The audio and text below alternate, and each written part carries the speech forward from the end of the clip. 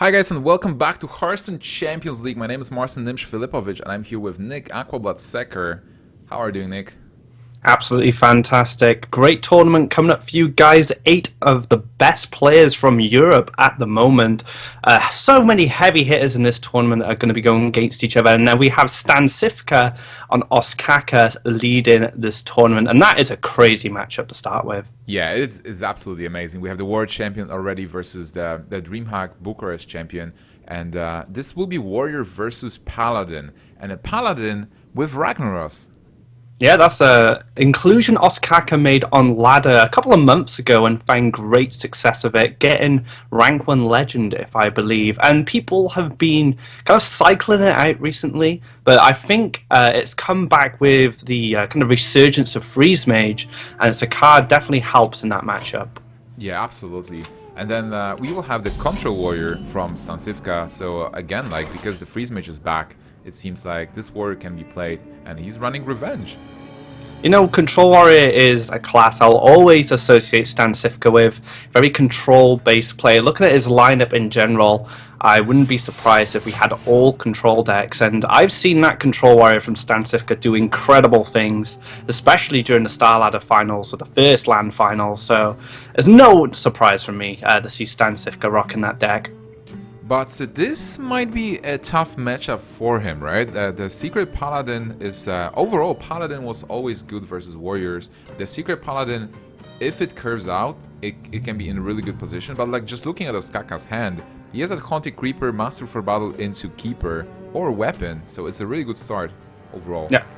Yeah, Ostkaka's hand is brilliant. He just has everything he needs to start that early pressure, and that's what he's aiming for here. He wants to be able to put enough pressure on the warrior so he keeps expending removal, and eventually he just runs out of answers for the questions that Ostkaka has given him.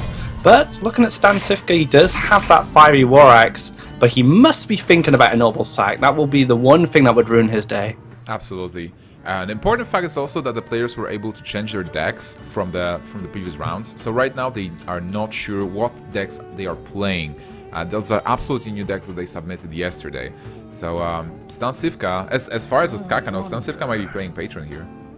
Yep, and that's one thing Ostkaka will consider. He's going to look for those indications from the cards that are being played to kind of get a read on what Stancifka is playing. But if he knows Stancifka well enough, he'll know this guy likes his control decks. And Control Warrior is a deck he's very good at and has some great results with it in the past. Absolutely.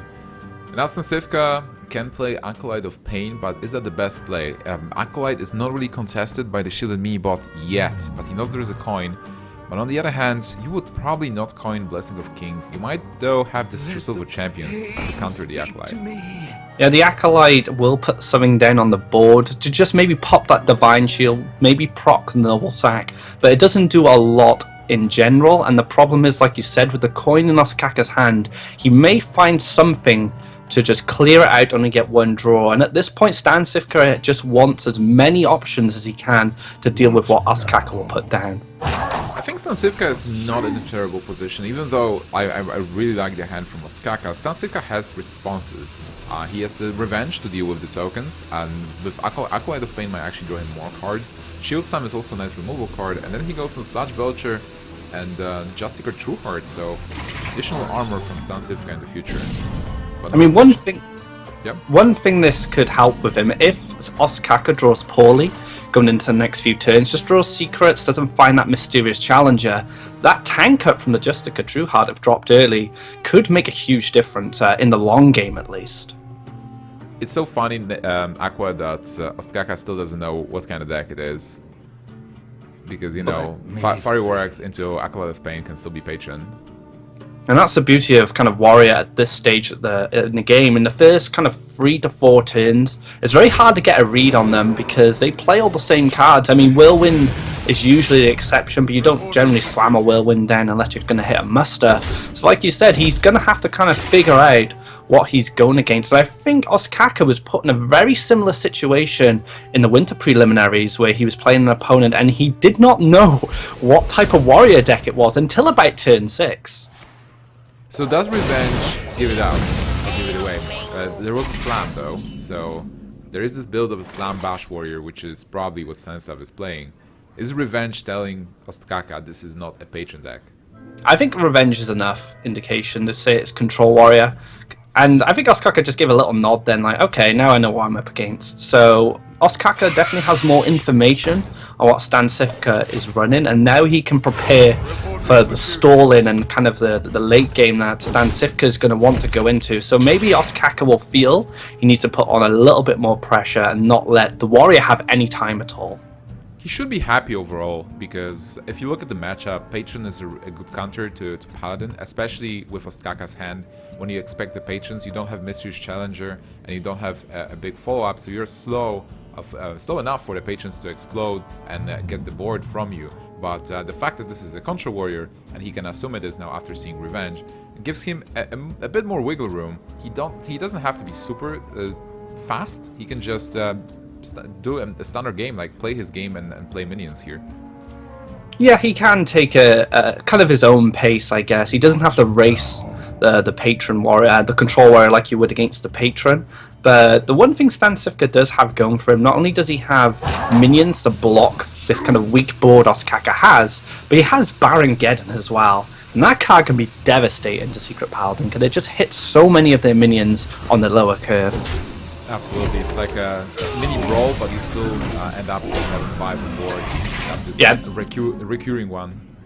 And then you have to deal with the 7-5, because if you don't deal with him, he's just going to be proccing to that 2 damage to the whole board every turn, and it's something the Paladin can't let live. So unless Ostkaka has an answer for that Baron Geddon, I think he might play a big role in swinging things in Stancifka's favor. Absolutely. Let me think. And now, is there any other play than just True Silver Champion attack into that Belcher with the Spider and slamming Revenge? You'll have 2 minions on board, you have True Silver Champion for the next turn that can be useful. Do you see anything else, like for 6 mana maybe with the coin? I don't think so. I think Avenge was a very good pickup for him there. Usually you wouldn't want to pick up secrets, but in a situation you just described, having an Avenge down with the 2/1/1s will definitely help out, because you'll get a stronger minion from that secret. But overall, it doesn't look like there's much else going on, unless he... I mean, you could buff up your Spider to a 3/3, but it doesn't really do anything else with it. If he had access to a Cog Hammer as well, but it looks like he's gone for a whole different line of play here. He doesn't feel he needs to play the Avenge yet, so maybe he's hoping to get some value, get the token from the Sludge Belcher to trade into the Noble Sack, or maybe even a charge from the Fiery War Axe. Maybe he values losing that weapon more than developing an Avenge right now. I wonder if he's playing double Noble Sacrifice. I've seen one player actually, before, one player not playing Noble Sacrifice, he was only playing one, and then opponent assumed, I think Ekop assumed that there will be a Noble Sacrifice and attacked into Mysterious Challenger. To his surprise, just hitting it, just you know, with the weapon. So maybe he's just running only one and throwing it away, and to cheat his opponent into thinking that he has something. Well, that's the beauty of the Secret Paladin sometimes. You can play these little mind games with how many copies of each secret you have in your deck. And if you don't play kind of conventional list and you mix things up and develop these decks yourself, you can really throw people off. Like you said, Ekop was really thrown off by that, not having that extra Noble Sack. So that did play to his advantage here.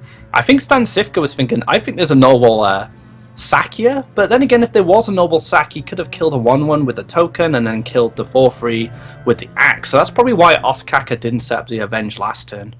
Yeah, that's true. None may steal us. Alright, so Ostkaka just going for the Keeper to build up a bit of a bigger board.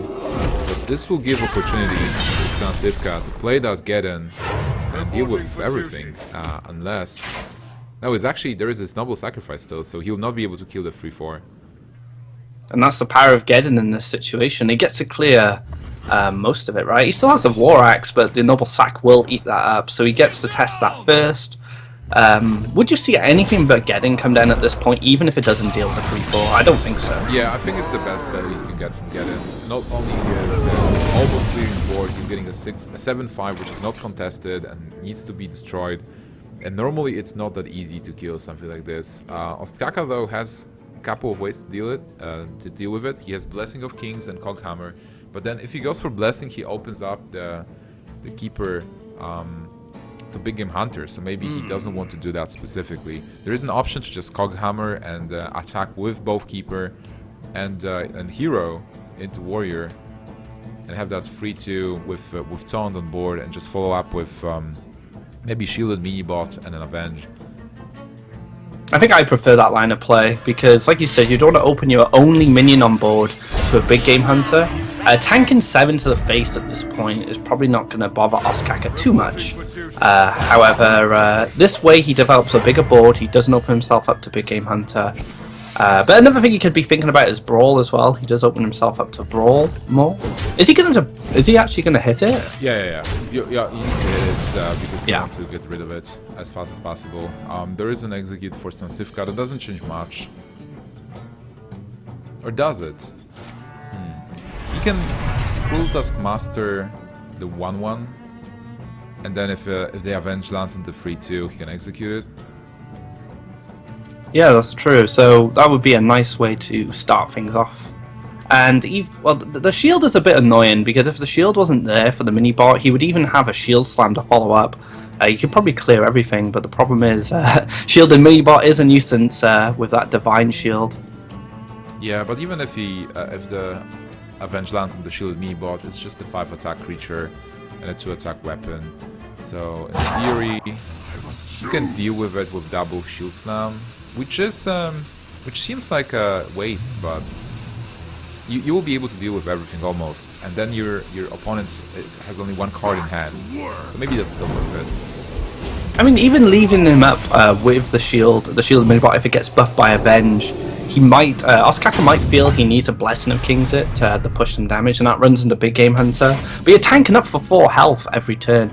Like, you can be pretty patient here, and this is one thing I've noticed Stancifka does a lot. He doesn't kind of push removing stuff so quickly, especially when he's had the Justica come down. He's willing to sit back, let Ostkaka commit more to the board, and then choose his targets more wisely with his removal. He never seems in a rush to get rid of stuff. Yeah, and I think it works because you need those removal cards for cards like Mystery's Challenger or Tyrion, Dr. Boom, that you assume are in the Ostkaka deck. He's also running Ragnaros, so the fact that Stancifka has a full hand with removal is really good for him. But on the other hand, he is facing that 5-4 shielded me bot, so he'll need to find a way to deal with it. 5 pieces of removal in hand. It's a symmetrical hand as well. Yeah, actually it is. The symmetry of removal. That could be the title of some ebook about playing control decks. We can actually call this match with that specific title if he wins. Because symmetry of removal, yeah, I like symmetry it. of removal match between the world champions and Stancifka.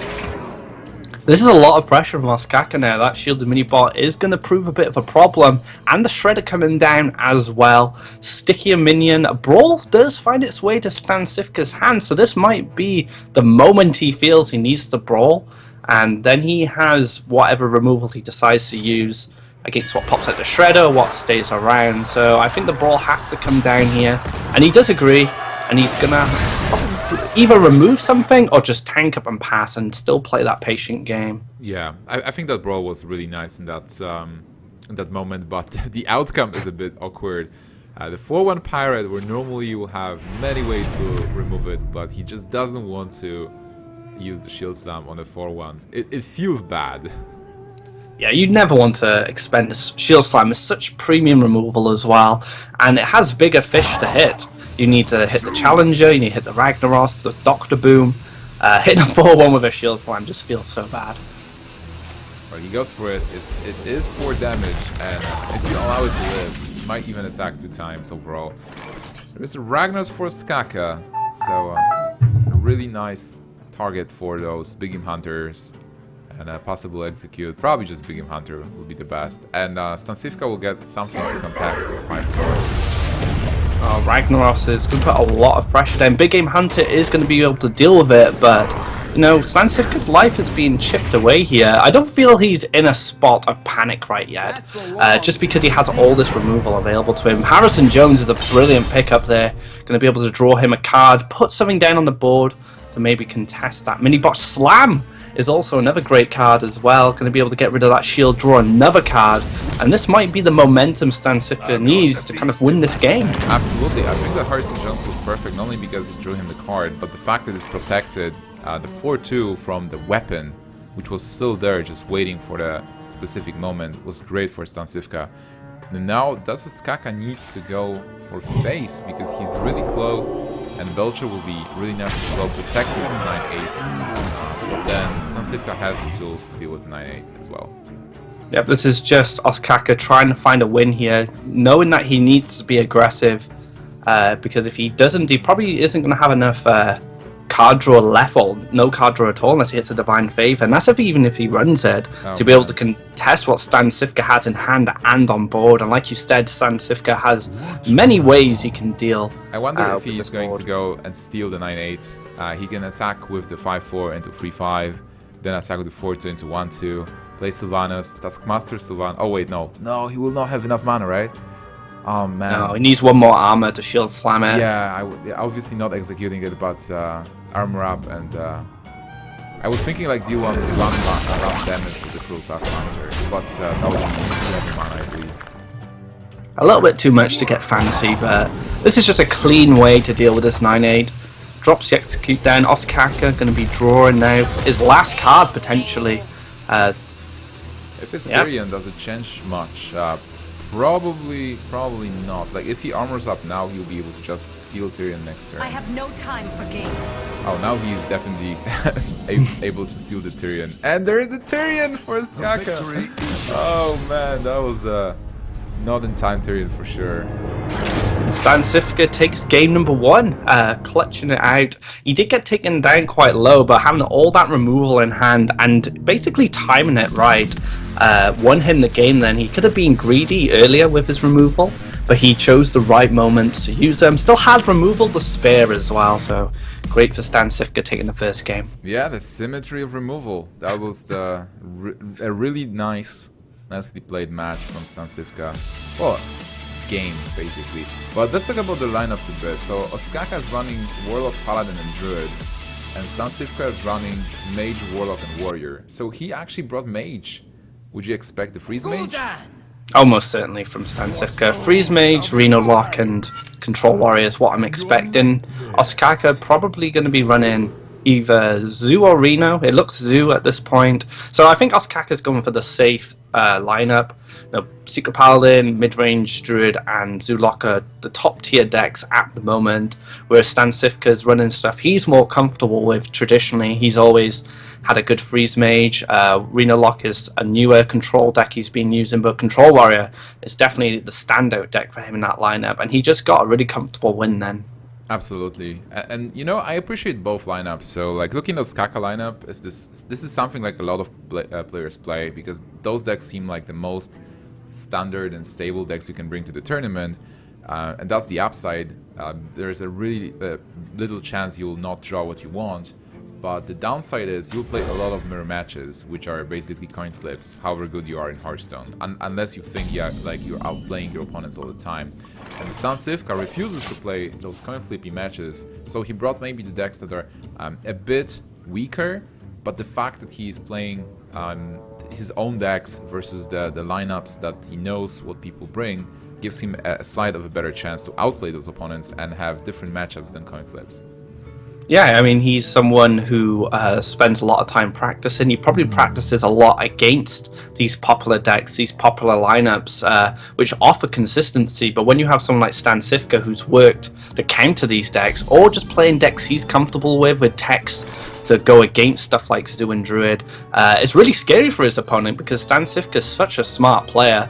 And he's someone who's made a lot of noise in the scene at the end of 2015. Both of these players actually are kind of the breakout players of the end of last year. So the harder thing for Ostkaka is to read what Stancifka is going to be putting in his decks. Whereas if Ostkaka's playing more conventional decks, it's easier for Stancifka to make reads on him. Absolutely.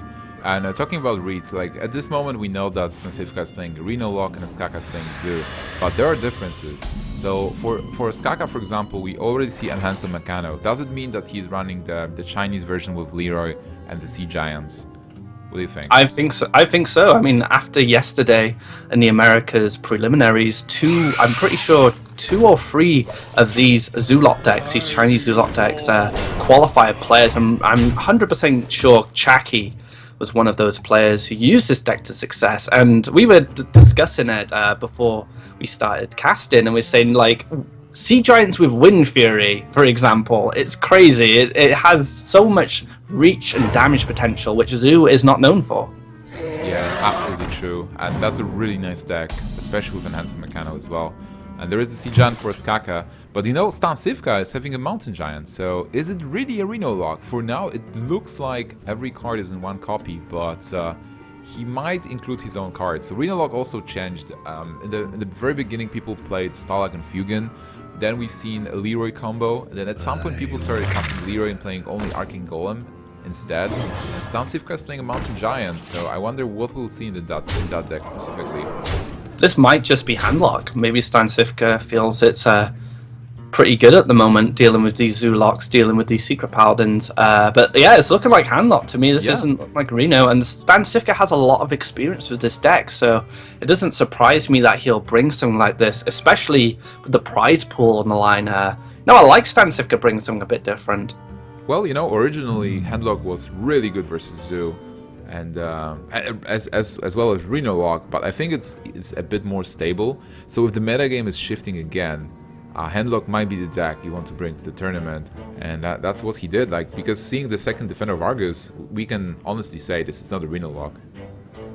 Yeah, and if he does feel that he's stronger against these Zulocks with his old handlock, which he's played extensively in the past, I mean, it's a nice way to surprise your opponent. Again, Ostkaka's in a situation where he doesn't know what Stancifka's playing, and which is the same situation he was in the previous match. So he did deny the Sea Giant, but we can see Enhanced Mechano. Is this the moment where you play it? Or do you... Wind Fairy Egg, right? Yeah, well, just give it Taunt. Should be fine. You probably don't want Divine Shield, would you? Because you want it to be popped open, so there is a little bit of risk with playing Enhanced Mechano at this point. It looks like he's going to pop the Spider open first. Ah, that's nice. Get the Sea Giant down this way, so increase the minion count on the board. And now Stancifka has to deal with an 8/8, which could be problematic without the Big Game Hunter. Yeah, that was a really good play by Ostkaka. And there is the Void Caller for Stancifka, which means this is not only a handlock, this is a demon lock. So a more, let's say, minion-packed version with Mulganis possibly. And one Doomguard. Well, we see an Imp Gang boss, so they will probably be replacing the old Farseers. And I remember someone, I think it was in the Chinese community, started using Imp Gang bosses in, I think it was Dragon Warlock over Farseers, and he found a much more success of it because they fought for the early game much stronger. And of course you have the Demon synergy here, so that's a pretty good inclusion. But like you said, it looks like a more minion-heavy version of Demon Lock. We'll expect to see a Doom Guard at some point, I imagine. Yeah, but right now Stancifka is in a bind because he is facing that 8/8. Is there a way to deal with it? Not really. So he either has to slam the biggest minion and hopes he's not dead, but just kind of Argus. Oh, he's just going for the minion, so he hopes he's not dead there, but we can see Wind Fury on the Giant. Oh man, this is gonna be devastating. Yeah, oh man. Oh, and overwhelming as well. Wind Fury on anything. Not an egg. Not an egg. Again, he got that power as well. Alright. Ah, this is there we go. Oh, give it overwhelming as well. I was like, oh well, how do I play around that again? And this shows the power of this new version of Zulok. It has so much burst potential, so much reach, which we're not used to seeing, and I can really catch an opponent by surprise, especially in a tournament format where you may not be expecting this new variation of Zulok to be picking up in popularity. But after seeing what happened in the America preliminaries yesterday and, well, over the weekend, no, I would be someone to be expecting to see this deck quite a lot. Yeah, absolutely. I think the deck has a lot of potential, but you really need to play it out. We'll play more than 1 or 3 games just to understand it, and it seemed like Ostkaka played it so seamlessly, just is playing those simple minions, knew where to play this giant. He did play it, and then the giant was really hard to answer from Stancifka perspective because he didn't have the big game hunter. He couldn't do anything with the Twilight Drake, so he hoped that Xixo will not be able to kill him, and then he stamps Molten Giant and taunts it up, and maybe even was there, but he didn't get that chance. I must protect. And now we're going into game number 3, and Ostkaka using the Druid to the handlock, and Stancifka already looking frustrated because he knows this matchup can be incredibly tough if that Druid gets a nice early lead, and he doesn't have any answers to those sticky minions and the ramp as well in those early turns. Really help. Sorry, I just got distracted by Stancifka munching on a banana. Then lost my train of thought. I just, he's eating. Not a surprise. He's eating all the time, and he was like drinking a juice before and now water. But Ostkaka already has Keeper of the Grove, so I wonder, he's probably playing one big game hunter. It's just a staple, like you have to play it in every deck. And those big game hunters can be huge swing turns where there is a mountain giant and you just play it, but still Keeper of the Grove is great. And now also, which is what's really important for Ostkaka is that he knows what he's playing against. You know, this is a matchup we haven't seen too often in the recent metagames, and I'm wondering if Living Roots does play a big part in how this matchup plays out, because of course Mortal Coil does hit the Living Roots, but having that early pressure is something Handlock is not going to be used to from Druid. And that big game hunter is in the hand of Ostkaka, and like you said, a massive swing for the Druid if you do snipe down that giant early is such a tempo loss for the Handlock, who's always going to be fighting for tempo in this matchup. Actually, by the way, I want to comment on the fact that he threw away Keeper of the Grove. That was probably to get the White, which he did in the end, but just getting a couple more cards and be able to play. And I also said that he knows what he's playing against, but to be honest, what have you seen? Like, he's seen the Twilight Drake, Imp Gangos, and the Iron Miguel, right? And that's everything he saw. Yeah, I don't think he's seen any 2-offs yet, so he could still be thinking, is this Reno Lock? It could be Demon Reno Lock, that's another thing that's been showing up. But we know it's a Handlock, and now Stancifka needs to make a decision. Does he play the Twilight Drake and potentially run into the Keeper, or does he play the Mountain Giant and potentially run into the Big Game Hunter? And this is a moment where Druid can swing very heavily in their favour. Or he could play the Void Caller, actually. I think that's probably the best. Yeah, Void Caller seems to be the best. The gamble with the Giant and the Twilight Drake is as follows. So when you play the Giant, you hope there is no Big Game Hunter. There's only one in the deck most of the times. And if there is one, you're in a very bad shape. But he has the Hellfire though, so he can follow up with that. If he goes for the Twilight Drake, there is a good chance there is a Keeper, because most cases you just keep the Keeper for the Handlock matchup. But even if there is a Keeper, there is a good chance that the 4-1 will do some work and be able to kill the Shredder. So even if there is a card that he is afraid of, he will be able to do some work anyway. The safer play is the Void Caller, because you play around the 2 answers your opponent could have, but it looks Stancifka's taking a risk here. If you can keep this 4-9 on the board, it can have a lot of leverage on how this board state's going to turn out, and it is going to stick around. So now Stancifka gets to keep a 4-9 down, and he can start, starting to develop his own board, starting to put pressure on Ostkaka. So he didn't get punished for taking kind of the gamble, and which turned out great for Stancifka. Yeah, absolutely. And well, the Void Caller thing was that if there is a Keeper of the Grove, you lose the Void Caller. And he wanted to bait out the Keeper of the Grove with the Twilight Drake first, maybe, to have this perfect Morganis as a follow-up, because he's also having the Giant in hand, so there will be only one Big Game Hunter. But still, this turn, what do? You know there's no Keeper. There was no Keeper to kill the 4-1, or unless, well, maybe even there is still a Keeper, but Ostkaka ignored to use the... Oh, he goes for the tap. It looks like he's going to go for a Giant play, I think. Yeah, it seems like the most powerful play here. Just hope there is no Big Game Hunter.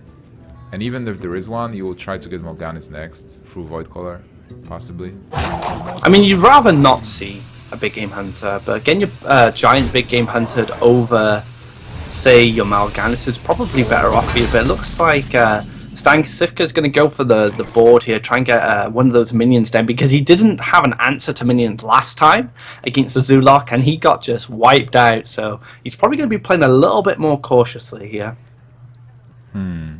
Do you coin the Ancient of Lore? You have a potential turn 8 combo with the coin, but I think Ancient of Lore is still the best play. Oh yeah, for sure. Ostkaka thinking about it. Maybe Tempo Big Game Hunter swipe face, go face with the 4-3. No?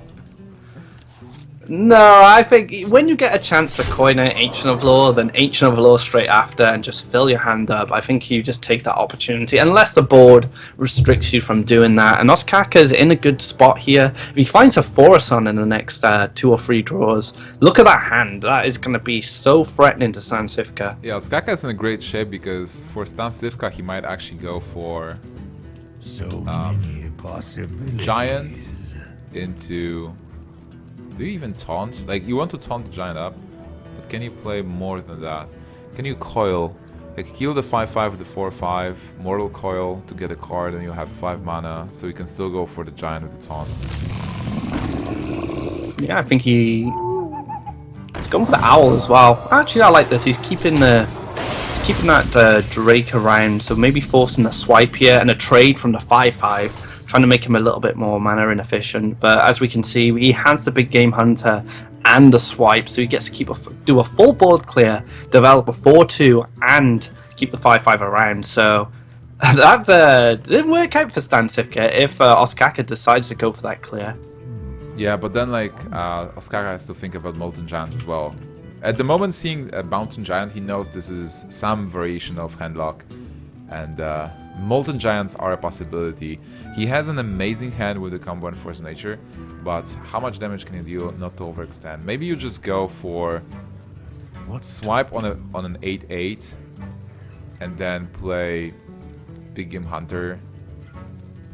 I was thinking the same thing. If you want to play around Moltens, losing the 4 damage to face doesn't really mean anything at this point. So having the safe swipe on the Mountain Giant. Does he go for the Giant? No, he goes for he face. ignores the Moltens. He has the silence. He's like, alright, if you go for Molten, like Molten Shadow Flame, Molten Taunt is maybe dangerous, but if there is just Molten Shadow Flame or some form of removal, he still has tons of damage in his hand. What can Stancifka do here? Q-Bot can pull him up to 15, and with the Taunt, he'll stop 1 attack. Hellfire doesn't help. Imp Gang Boss with Defender of Argus, not really. Imp Gang Boss, Sun Fury Protector into Sun Fury Protector gives him the biggest amount of taunts.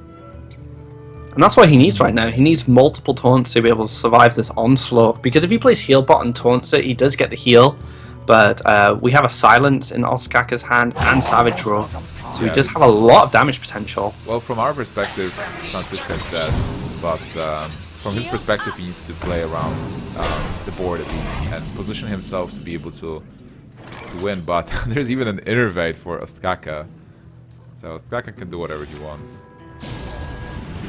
Alright, so Ostkaka is going to be able to take this game. He's 1 game away from going over to the next round, which will be tomorrow.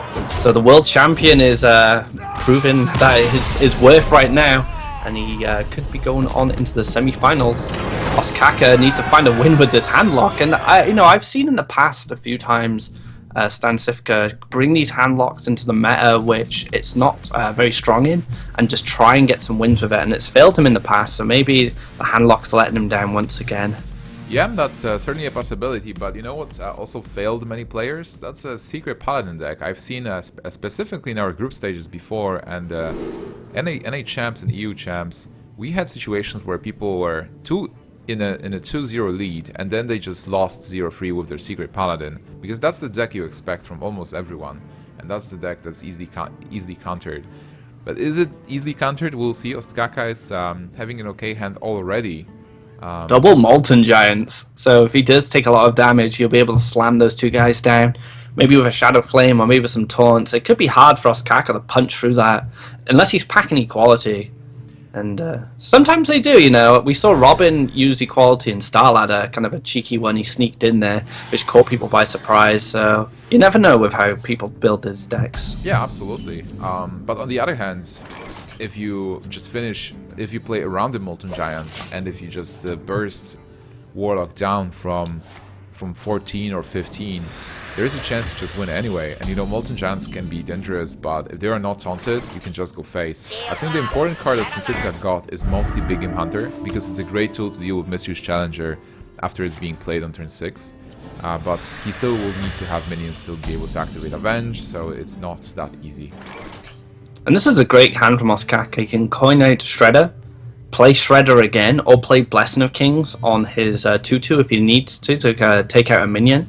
I mean, Ostkaka has so many different angles he could go, but piloted Shredders, having 2 of them against a handlock, which will probably rely on something like a Hellfire to deal with them. There's sticky minions, they stick around, and the more stuff that Ostkaka keeps on board, the harder it's going to be for Stancifka to keep responding to it without being able to play those Molten Giants. Yeah, I think this hand is absolutely beautiful for Ostkaka. It's like one of the best hands he could have gotten here.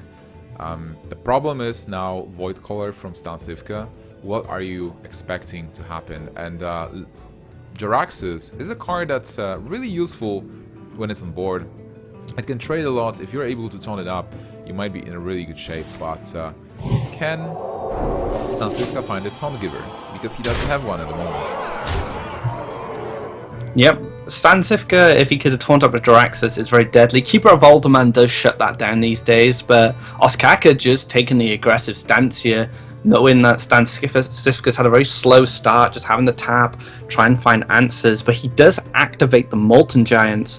But like you said, with no Taunt Giver, these minions can kind of do what they want. We might have to see a Owl come down just to stop the 6-6. Oh man, that's actually really bad for Ostkaka. He was supposed to play Lothab here, but now he's slower, and this game can actually be turned around by Stancifka. Like, even without the Taunt Givers. I mean, if he gets a Taunt Giver, he's in a great shape. But if he doesn't, he still has those Molten Giants. And he should be able to play them and not die. Especially because Paladin doesn't have Burst. So the fact that Stancifka just removed the board of Ostkaka's, it's really good for him. Yeah, that was a devastating Shredder drop for him there. Like I said, setting him back.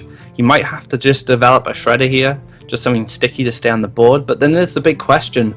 What will this Void Caller drop? Will it be a Mal'Ganis? Will I be able to deal with that? So Ostkaka needs to make a decision. Does he want to pop open that Void Caller and see what surprises in there? Does he just go face? But if he goes face, he just makes the Molten Giants cheaper, and then he can Molten Giant, double Molten Giant, and potentially heal bot next turn. So yeah, that whole Shredder situation kind of bust this game wide open and gave Stancifka opportunities to come back. Yeah. I was thinking that he will go for Master Pavel because, and probably ignore Molten Giant. He did ignore Molten Giant before when he was playing Druid. But oh wow, he's actually playing around them. Nice read from the War Champion. But Master for Battle is interesting because he has more minions to kill and he hopes there is no removal. So this is a really good read where he reads there is no removal in hand, but he also reads there are some Molten Giants. But wow, there's the Hellfire for Stan. Wow, that's a great pickup. And he gets to drop the Jaraxxus as well if he decides to go for it. And like you said, Paladin doesn't have kind of one Molten Aqua. He just goes face, goes Hellfire. He gets Jaraxxus and he goes down to 11, so one Molten can still be fit in. So many That's a huge swing. possibilities. Getting an 8-8 down and a free 15 if he picks up a Taunt Activator straight after. I don't think Ostkaka can come back at that point. But yeah, that's a really good point. It's going to be really tough for Ostkaka to deal with that. And what's Stancifka eyeing up here? He's just going for the Mountain Giant, playing a bit more patient here. But this is something he does, I've noticed, when he plays very patiently. He waits for these perfect opportunities. But I would think that was a perfect opportunity, personally, to get down a 3-5 and a 8-8. But maybe he's looking for something else. Just get as much value out of that Void Caller as he can. Absolutely. Well, here he's still in a good shape because whatever happens, he knows he's getting Mal'Ganis. No Mal'Ganis like Jaraxxus, and he still has anti-heal bot. So he seems he's going to play both Moltens and heal bot next turn anyway. If the minions attack, like Stancifka is inviting Ostkaka to attack into space. But will Ostkaka do it? Sorry, I mean, he's kind of played around the Moltens at this point. He may feel like he can't go face just yet. He needs to build more of a board. But then again, if you leave an 8-8 and a 3-5 on the board, you're not going to be keeping your board for very long, especially against a handlock. Can he attack face? No, he did pass attacking. I don't think you can at that point. How do you win the game then? Like, do you go for the trading battle Like, do you want to force your opponent to trade into your minions? I guess what you're hoping for is you drop Challenger next turn, you get some great kind of Challenger interactions, maybe buff up a couple of 1-1s, spread the power around, and hopefully Stancifka doesn't have the answers to multiple minions being buffed. But we're going to see double Molten Giant come down right now. And Stancifka knows Ostkaka doesn't have the damage to be able to finish him off here, because you need... Well, you could do a Blessing of Kings or a True Silver, and that would be it. That's as much burst damage as you can do. I'm just looking if that's over. No, not really. He can still, like, he can kill the Mountain Giant and go for Mystery's Challenger, and one Noble Sacrifice can block the attack. Or will that still be over? Taking, ending up at 17, so he'll be one off lethal, but he can still finish it off. Alright, so if Ostkaka just goes for killing the Mountain Giant and Mystery's Challenger, he's dead to this board. Because Stancifka has... Well, he's not dead to board itself, but there is the Dark Bomb and Hellfire to finish things off. And you can use Draxus to tank the 2-1, so the 8-8s can swing in for free. And yeah, he looks like he's going for the board play here, try and keep this Challenger alive. But Stancifka already knows that he has what he needs to finish this game off. Yeah, that was a really interesting game, and Stancifka played it also really well. I got excited by the Hellfire Molten Giant because it's like clearing the board and locking the situation in your favor, but his play was also fine. If you would go for Hellfire Molten, then he will almost never be able to play the Mountain Giant, and he still got a lot of value out of it. So this is how you play this kind of deck, like trying to play the cards when you can, and just going for the cute plays. Alright, so Stancifka ties us up 2-2, and this is what I expected from these two players, you know, both are very high caliber, two of the best players in the EU scene right now, taking it down to the wire. And one of these guys is going to be going home tomorrow, one of these guys is going to go home empty-handed, and both of these players are hungry for wins, and I think after the EU preliminaries and how a lot of pro players fallen out, this is an opportunity for the EU players to pick it back up and say, "No, we're really good, honestly." Don't trust that result. Shots fired. Nah, I'm just being honest. You know, I think the pro players are fine. There's nothing wrong with them. They were. You know, they played against high-quality players. I mean, everyone who entered the preliminaries were top ladder finishers, community cup grinders. It was an absolute shark pool, that tournament. So, but this is an opportunity for them to get their name back out there, get some money in their pocket. Absolutely. Well, if they win this, there is still a chance they will not get the money because the money is only for the first 3 places. But they absolutely get it. It's a good chance, and this is a $10,000 tournament, so the first place is getting 5,000 if I remember correctly. So there's a lot of money, but this is a bad matchup for Ostkaka. Freeze Mage is really nice versus Paladin, but if but Paladin still has a chance. Like Paladin has a chance if Paladin has a really good opening, a lot of pressure, and I think Ostkaka has an okay hand to start things off. Stancifka's hand's pretty good too. He has those early minions, which is really important against these kind of aggro decks, to be able to challenge the minions on board, not relying on throwing Frostbolts around and Forgotten Torches, which is an inclusion we've started to see in Freeze Mage a lot more, especially with Fibonacci. I think he ran two Forgotten Torches and no Fireballs, if I remember rightly, from last weekend. So yeah, I think Stancifka's hand is brilliant, but then again, Ostkaka does have kind of all the good stuff coming up in the next few turns. So do you think it's just a Fibonacci kind of Freeze Mage with Torches instead of Fireballs, or is there a chance that he's playing a Reno Freeze Mage? Well, it could be. I mean, there's a lot of variations of Freeze Mage at the moment, and the Fibonacci one was running Cold Light Oracles as well. So there's I mean, that tournament happened yesterday. I'm sure these players were watching it, so an opportunity to get inspired by some of the new decks that were floating around. I'm surprised we haven't seen any eggs in Paladin yet, but we have a couple more matches to go, so maybe I'll be satisfied. Yeah, hopefully. I don't know if the players had a chance to test those new deck ideas, so maybe they just went with what they know, but some people feel a bit more adventurous, so maybe we'll see something. Alright, This Mad Scientist is quite good. I mean, this is what Stancifka needs. He needs these early minions to contest what Ostkaka puts down. I mean, a 1-2 and a 1-1 from Ostkaka against someone like Freeze Mage is not very threatening. You want to be dropping, say, maybe a Secret Keeper with a Knife Juggler, followed by a Muster. But having the token on turn 2 is really slow. And now Stancifka is going to try and capitalize on this by playing as Acolyte and maybe being able to get multiple draws by clearing like the 1/1s, or maybe just run into the Secret Keeper if he wants to ping next turn. So things are looking great for him. Yeah, it was a really good read that there are no double secret to be able to deal with this Acolyte. And in fact, Ostkaka doesn't have anything, almost. He can go for Master or he can go for a Hero Power Avenge. But he knows that Acolyte opponent can probably attack into one of his minions. So what is bringing more power to the board? Is it Hero Power Avenge or Master? What do you think? Well, you know Stancifka is going to run into that 1/1. Or maybe even the Secret Keeper. Well, if you play the Avenge, you're probably not going to go into the Secret Keeper. So you can bank on that Avenge hitting something. But you could also spawn multiple minions, so you're not expecting a Blizzard for a few turns. So this might be the opportunity to set up a big board. But I like the Avenge play as well, because like you said, you're almost expecting this Acolyte of Pain to go into this 1/1 and get some value off that secret. So if he attacks into the Secret Keeper, nothing dies, Avenge is not procced. If he goes into 1/1, if Avenge lands on the 2/3, creates a 5/5, he cannot deal with it easily. And I think yesterday, even at the NA prelims, we've seen a couple of really big Secret Keepers being buffed to something like 8-9 with the Divine Shield. So, you know, it can sometimes get out of control.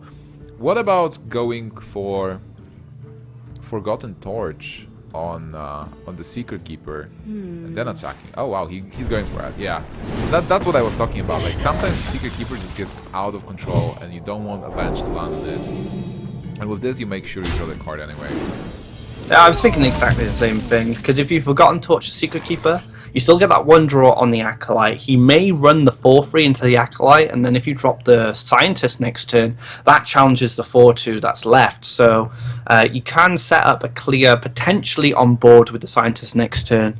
And he may even still draw in the Frostbolts and stuff, so he's still got a few more draws coming. I like that play. I think it's like you said, you don't want a Secret Keeper to have that Undertaker fever and just snowball out of control. Yeah, but Ostkaka knows he needs to be hyper-aggressive here, so just going with the Shredder to extend his board a bit, going for phase. He needs to kill Freeze Mage before Freeze Mage is able to draw enough cards to lock the board. So he'll try and hope to win on the back of that Mysterious Challenger. This matchup is so bad sometimes, because if Stancifka gets enough cards, he's able to lock the board, just clear it. Yeah, Ostkaka doesn't have the burst, and Stancifka just needs to go for his own combo. He got a Strata with some fireballs. Well, that's kind of the problem in this matchup for Secret Paladin. They rely so much on board to finish the game. The Freeze Mage can just get a string of freeze effects and just keep them locked out for multiple turns, which gives them enough time to set up their own win condition. And then they have to pop 2 ice blocks back to back, which even gives them more time. And this is why the matchup is so much more in favor of the Freeze Mage. But the one thing Paladin does have on its side is it snowballs out control very easily, and that's what Ostkaka needs to happen. It's going hammer good. It's not bad, I think. He will be able to start dealing with the small minions with the weapon attacks. But I'm not clear exactly which minion should he kill. Oh, if he goes for Master, he's putting even more power on board and probably dealing with Valnus. I think I prefer this overall because, again, you're still waiting for that Blizzard turn. Turn 6 isn't here yet, so take advantage of having these 1/1s down. Frost Nova is a great pickup for Stancifka, though. He will be able to freeze out this board. But these 1/1s at this point pose a lot of threat. They lose a lot of their threat later on because the Freeze Mage has so many ways to answer giant boards. So I like that Ostkaka got that out now. Yeah, exactly. Also not on the Blizzard turn, but then Stancifka with the Frost Nova, he just needs to buy time, and he'll be able to draw 2 more cards this turn at least, maybe 3. If he decides to ping the Acolyte. So like Frost Nova on this board, or he might not even Frost Nova now, because with the Frostbolt he can easily deal with the 4/3, maybe ping one of the 1/1s and then take only 6-7 damage, but that's still a lot of damage though. He doesn't have a block up yet, or a ice barrier, but he could clear the Shredder with the ping and the 2/2 if he does go for the Frostbolt, and then get his own secret down. And but he doesn't reduce too much power on board. But he just goes for the Arcane Intellect here, hoping that Ostkaka doesn't have enough damage. He probably doesn't. He could play Blessing of Kings, take his Shred up to 8 too. So yeah, he doesn't have enough damage possible to be able to finish off Stancifka here. So he can kind of slow down and maybe just take some value trades with the 2-1 here and set up a secret later. Absolutely. And Stancifka is also looking for the Doomsayer to be able to deal with the board. He got the Roaring Torch though, so that might be really nice to deal with the Mysterious Challenger. But the Doomsayer will be even better. And I really like how freeze mages, they don't just throw away their freezes and then AoE removals. They just try to clear the board as much as possible with small spells and ping and minions, and then keep the AoE cards for the big turns. Well, you need those AoE cards for when the board gets too out of hand. If you can expend a Frostbolt at this point, it's not going to make a huge difference to your win condition. They usually use Frostbolts are usually used for stuff like that in these matchups. And like you said, these big freeze effects are really important. And this is a situation where Frost Nova is much stronger. The last turn it was quite weak, and Stancifka understood that. Ostkaka doesn't have the damage capacity in his deck to finish him off that turn, so he was patient. He picked his moments to trade, and now he can Frost Nova a much more threatening board. Is there any reason to force the Ice Barrier? So he decides to attack first, but if he will go for Ice Block, now he's getting Ice Block for this, but if he will go for Ice Block first, and then he will get an Ice Barrier out of it, now he got an Ice Block himself because Ice Block is no longer green, it's not playable. The Avenge hits one of the better minions for Ostkaka there. I mean, if he was really greedy, he could have went for, say, Ice Lance and a 6/6 and a 4/3. If the 1/1s didn't get buffed, and then he could have just left that on board, maybe ping something to keep that Frost Nova for another turn. But do you think he needs a Frost Nova at this point? It definitely looks like it. No, he might still be good. But if there is actually... He has an Ice Block still, so he knows that he's not dead. 5, 6, so he hopes there is no more damage anyway. Like, he would love to keep his Ice Block on, but we know that the Ostkaka can pop it easily. What's the best way though? Keeper of Uldaman, just dealing... Yeah, Keeper of Uldaman will be great. Like, he's just dealing 7 damage to face, then pops the Ice Block with the weapon, and still has the weapon for the next turn to be able to seal the game. I like the attack first, because he didn't know if this is Ice Block or Ice Barrier, so now he can decide how to pop it. I like the Alderman. Put another body down on the board. You pop the Ice Block perfectly. It looks like Ostkaka might just go for the True Silver here. No, he's kind of considering. I like taking him down to 1 at this point, yeah, and having more minions on board, more threats. Stancifka hasn't shown any sign of him having any AoE freeze, but Ostkaka might be thinking, is he holding off? Is he holding off? Maybe I shouldn't commit too much to the board in case the Doomsayer comes down.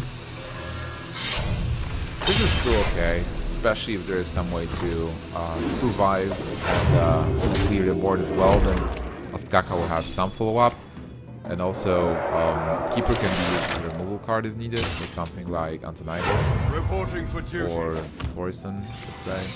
But he's in a... Ostkaka is actually in a really good shape here.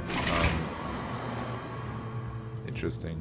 Thinking about it, the True Silver's better there, like you said. Keeper of Alderman can now be used on the Doomsayer, it can be used on a Forison, it can be on an Antonidas.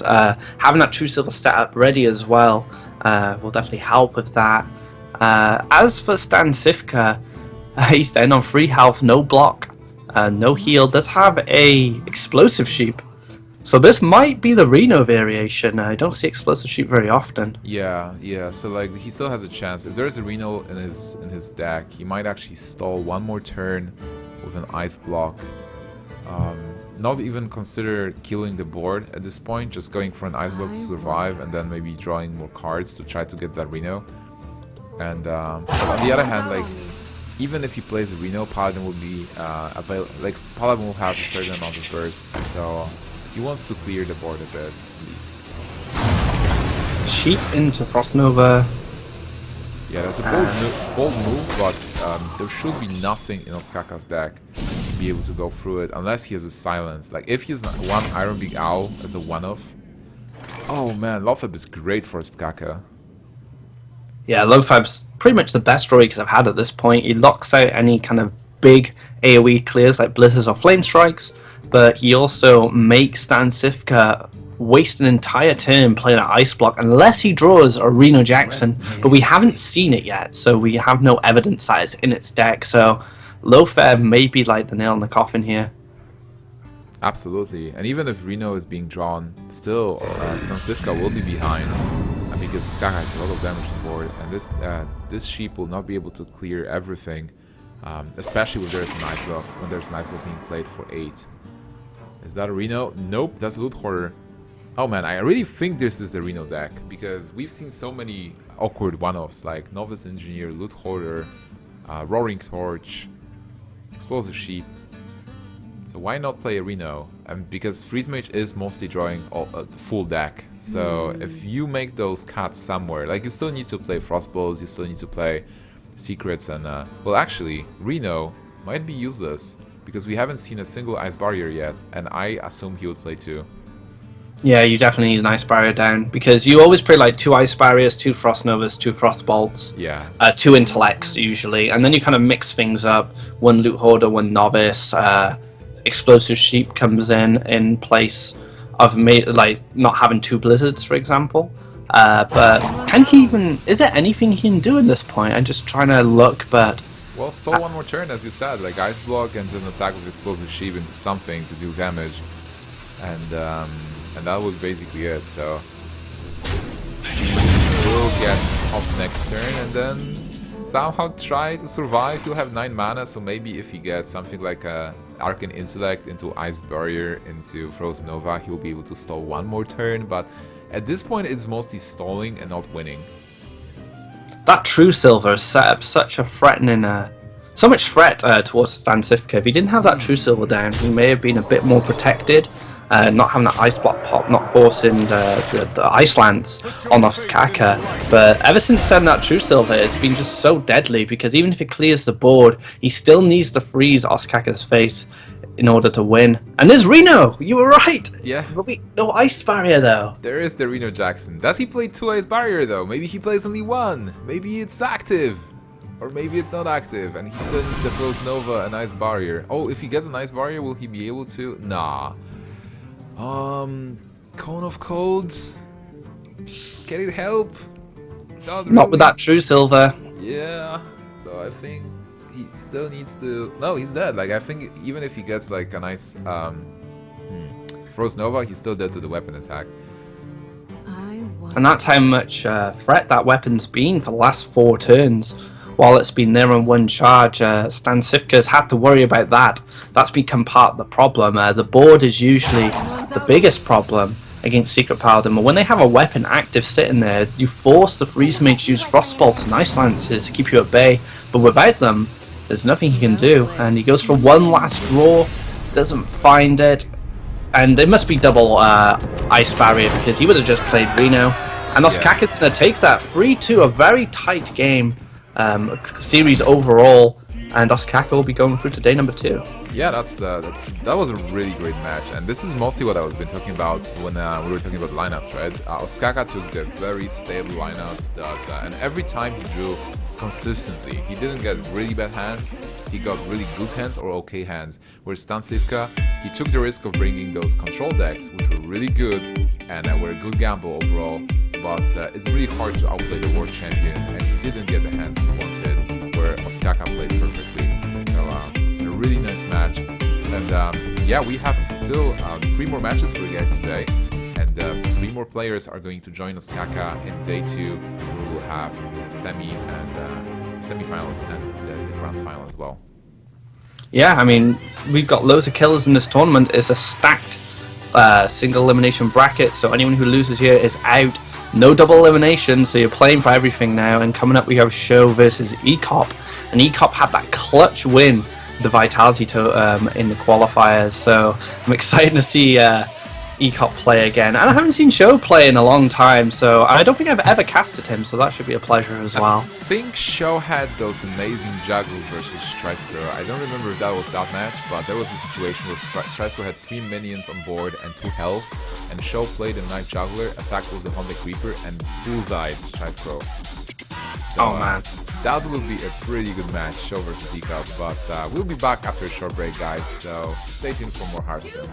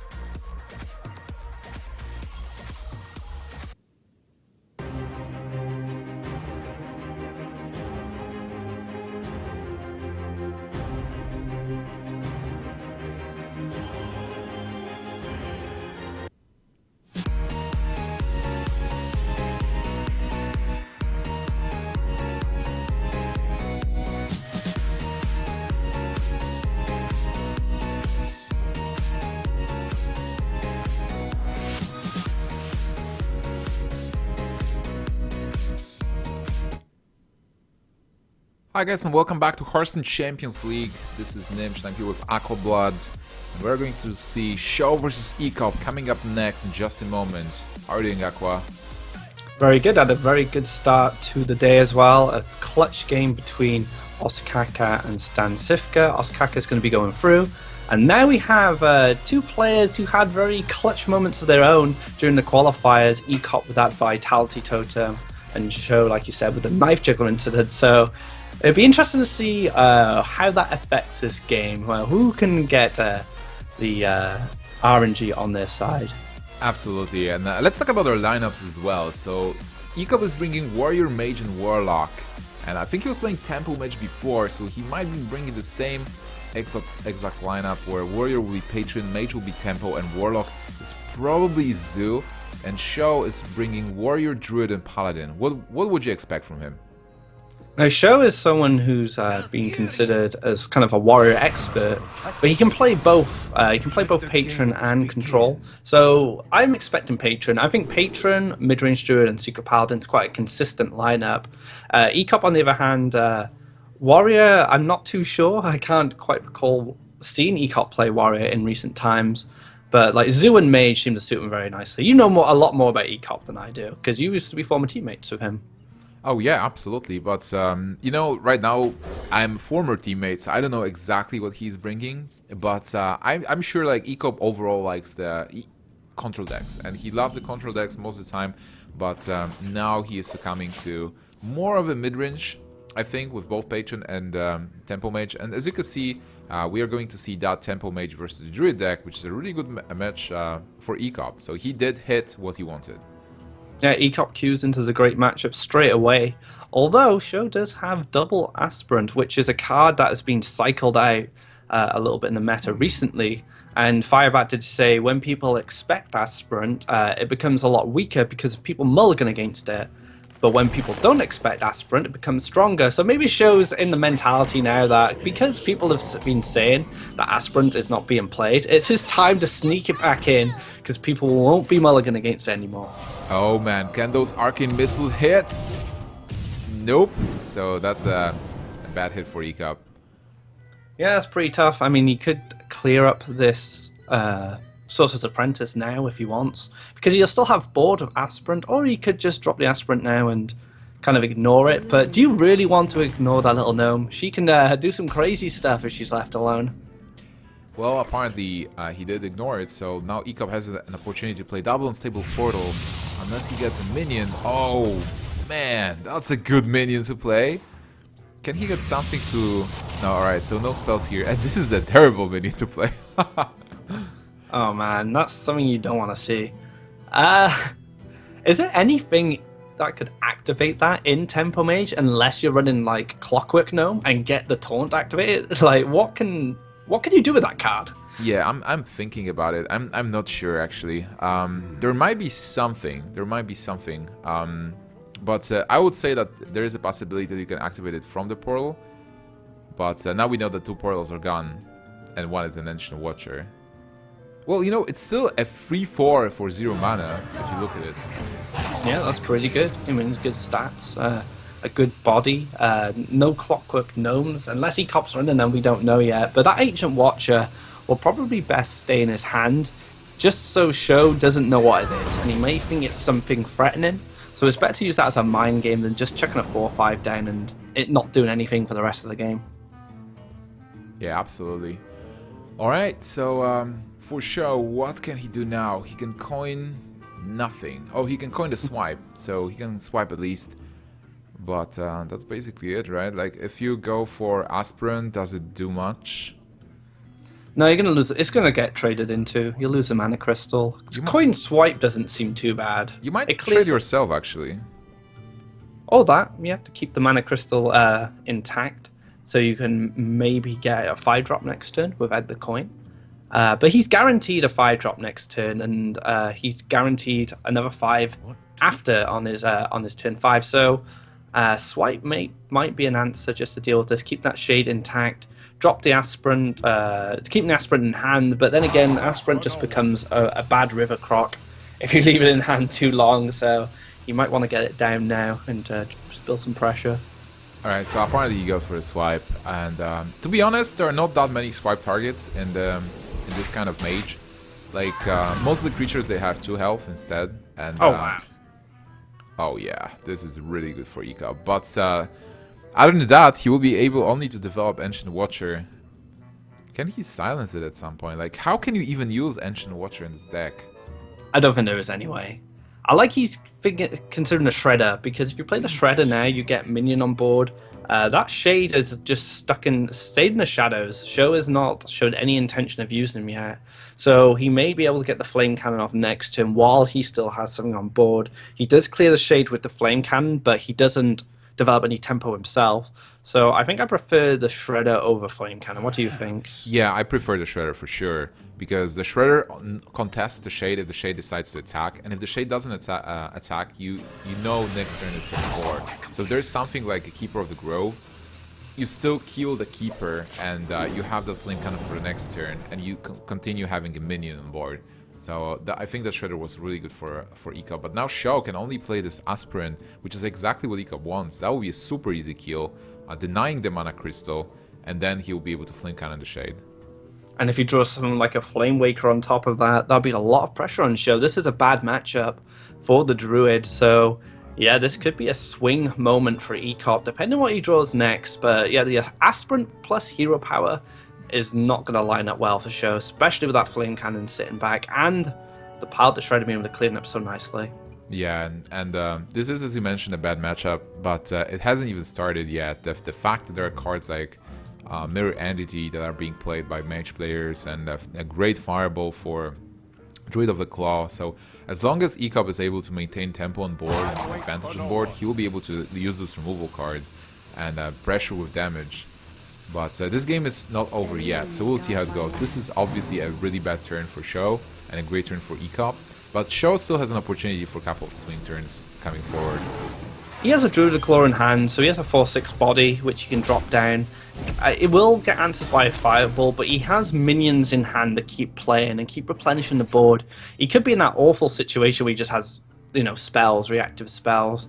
Ekop finds an Arcane Intellect. He doesn't find a minion. I think a minion would have been better in this situation. There's the Flame Waker, so it was one draw away, but he still gets that nice clear with the Flame Cannon. Oh, the Doomsayer comes down! Oh man, do you? Yeah, well, this is super awkward. I guess you can still Flame Cannon to get rid of it, and you do block turn 5 play from Sjow. So I think the Doomsayer actually is a bit better than just having a random 1/1. Ekop, I don't know if he's happy about it, but that's not terrible. I mean, he slows his Druid down. Next turn he has Flame Waker, Arcane Intellect if he wants it. Or maybe he'll draw something a little bit better. So now he gets initiative on board, and Sjow's going to have to play something down. And that Flame Waker might stick around if Sjow doesn't find, say, some removal of some sort. But even if he did find removal and had to commit that to get rid of it, he probably won't be able to play a minion as well. Yeah, I think the important fact is that Ekop actually found the Azure Drake. So for the next turn, he can just play Azure Drake, Mana Worm, and Arcane Blast. Oh, wow, he just doesn't even need that, but still, just good removal card anyway. Yeah, that's a nice clean answer to that Flame Waker. Probably one of the best ways for Druids to deal with it outside of spells, because they keep a minion on board. But as we know, this Arcane Blast is going to clear that really nicely. And now Ekop again is in the driver's seat, and Sjow is just dropping minions, hoping he doesn't have the answers. I'm starting to like that Ancient Watcher, by the way, because the fact that Ekop is not playing it might make Sjow a bit curious. Like, what is that card? Like, I know he has a minion from Unstable Portal, and he hasn't played it yet. Like, what is the minion? Is it Mind Control Tech? Like, it has to be a reactive minion, right? Because if that wouldn't be a reactive minion, he would not play it. So right now Ekop is having that advantage. But oh my god, Flame Cannon again? The perfect answer here with a Drake to boot. So again, another 4/4 comes down, another Mana Worm followed by the Flame Cannon. This is just snowballing out of control for Ekop. And like you said, that Ancient Watcher, don't play it. Keep it as a mind game. I like Sjow having a big question mark. Maybe she just showed it to Sjow now just to say, it was just an Ancient Watcher. You didn't have anything to worry about. Yeah, I guess.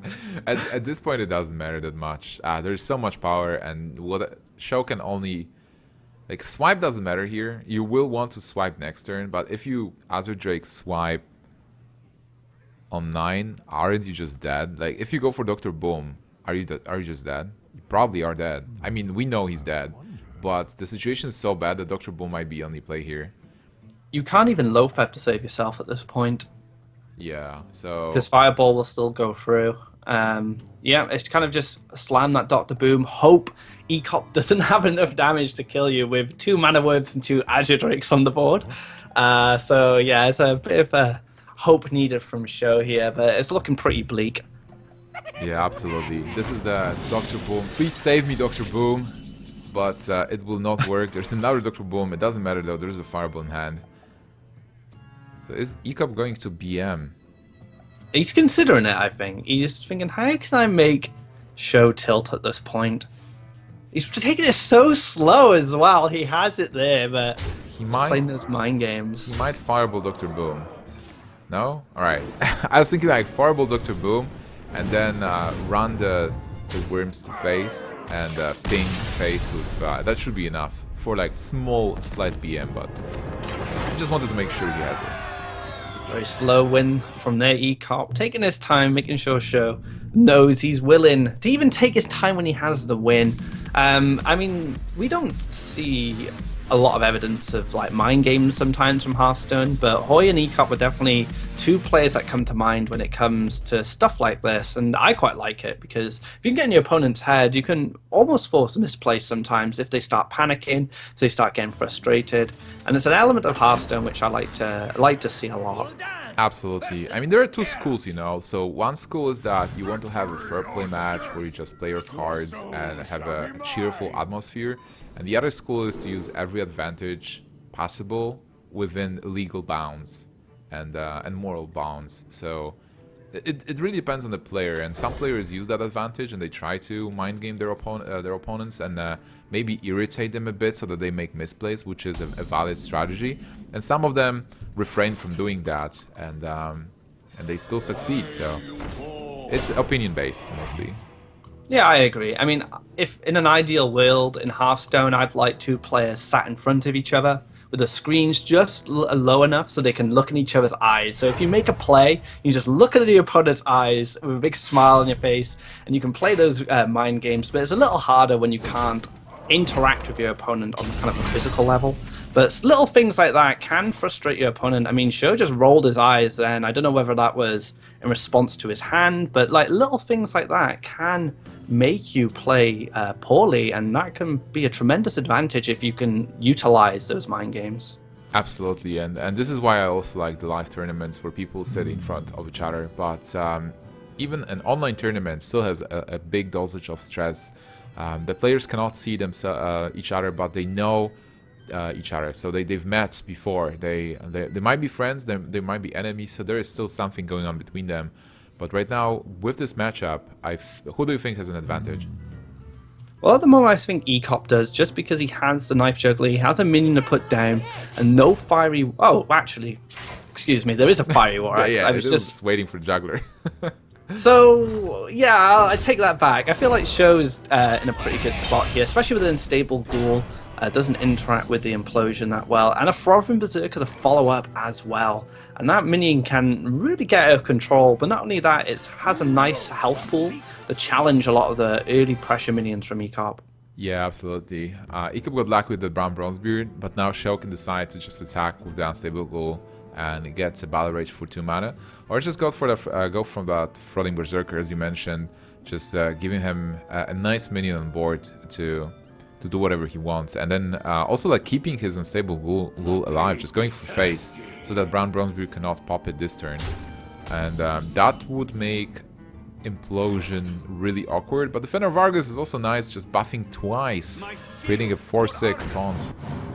4/6 taunt with a brilliant effect as well, but this Frothing Berserker is going to get to a level where it can challenge the Bran, get rid of him, and then he has a Shredder to follow up, 2 Shredders in fact, so we can go back-to-back Shredder. And Shredder's, as we all know, a super powerful minion, especially against Zoo as well, because they usually have to commit maybe 2 to 3 minions just to clear the whole thing out. Yeah, but absolutely. Implosion's a good answer. So now Implosion needs to hit for 3 at least. Oh, there we go. Nice. Oh, it doesn't even need the abusive. He might just drop it for board here. And he does, yeah. He might go for phase even. And just, he doesn't need to concern himself with the 3-2. 3-2 is going to attack into something anyway. So for now, Ekop is in a good position where he's pressuring. And he has some kind of a board. Sjow got the Death Spite, but a nice Whirlwind here to clear. And keeping the minion alive as well. I like that. Having minions on board against Xixo is super important. I mean, he could have just dropped the Shredder and swung the Raptor into the Argus, but this way, I mean, the Raptor is still a threat. He still has to find an answer to it, and then he can drop the Shredder next to it.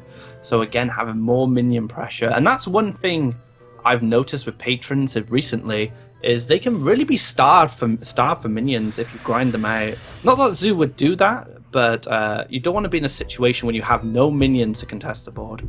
Right. But overall, I think this matchup is good for Patron, and it's also important to notice that Ekop is playing the old version of Xixo, or more like modern one with Bran instead of the Chinese version with Sea Giants and Leroy. So he's more reliant on cards like Abusive, Dark Peddler, and just fighting out of the board as he has it.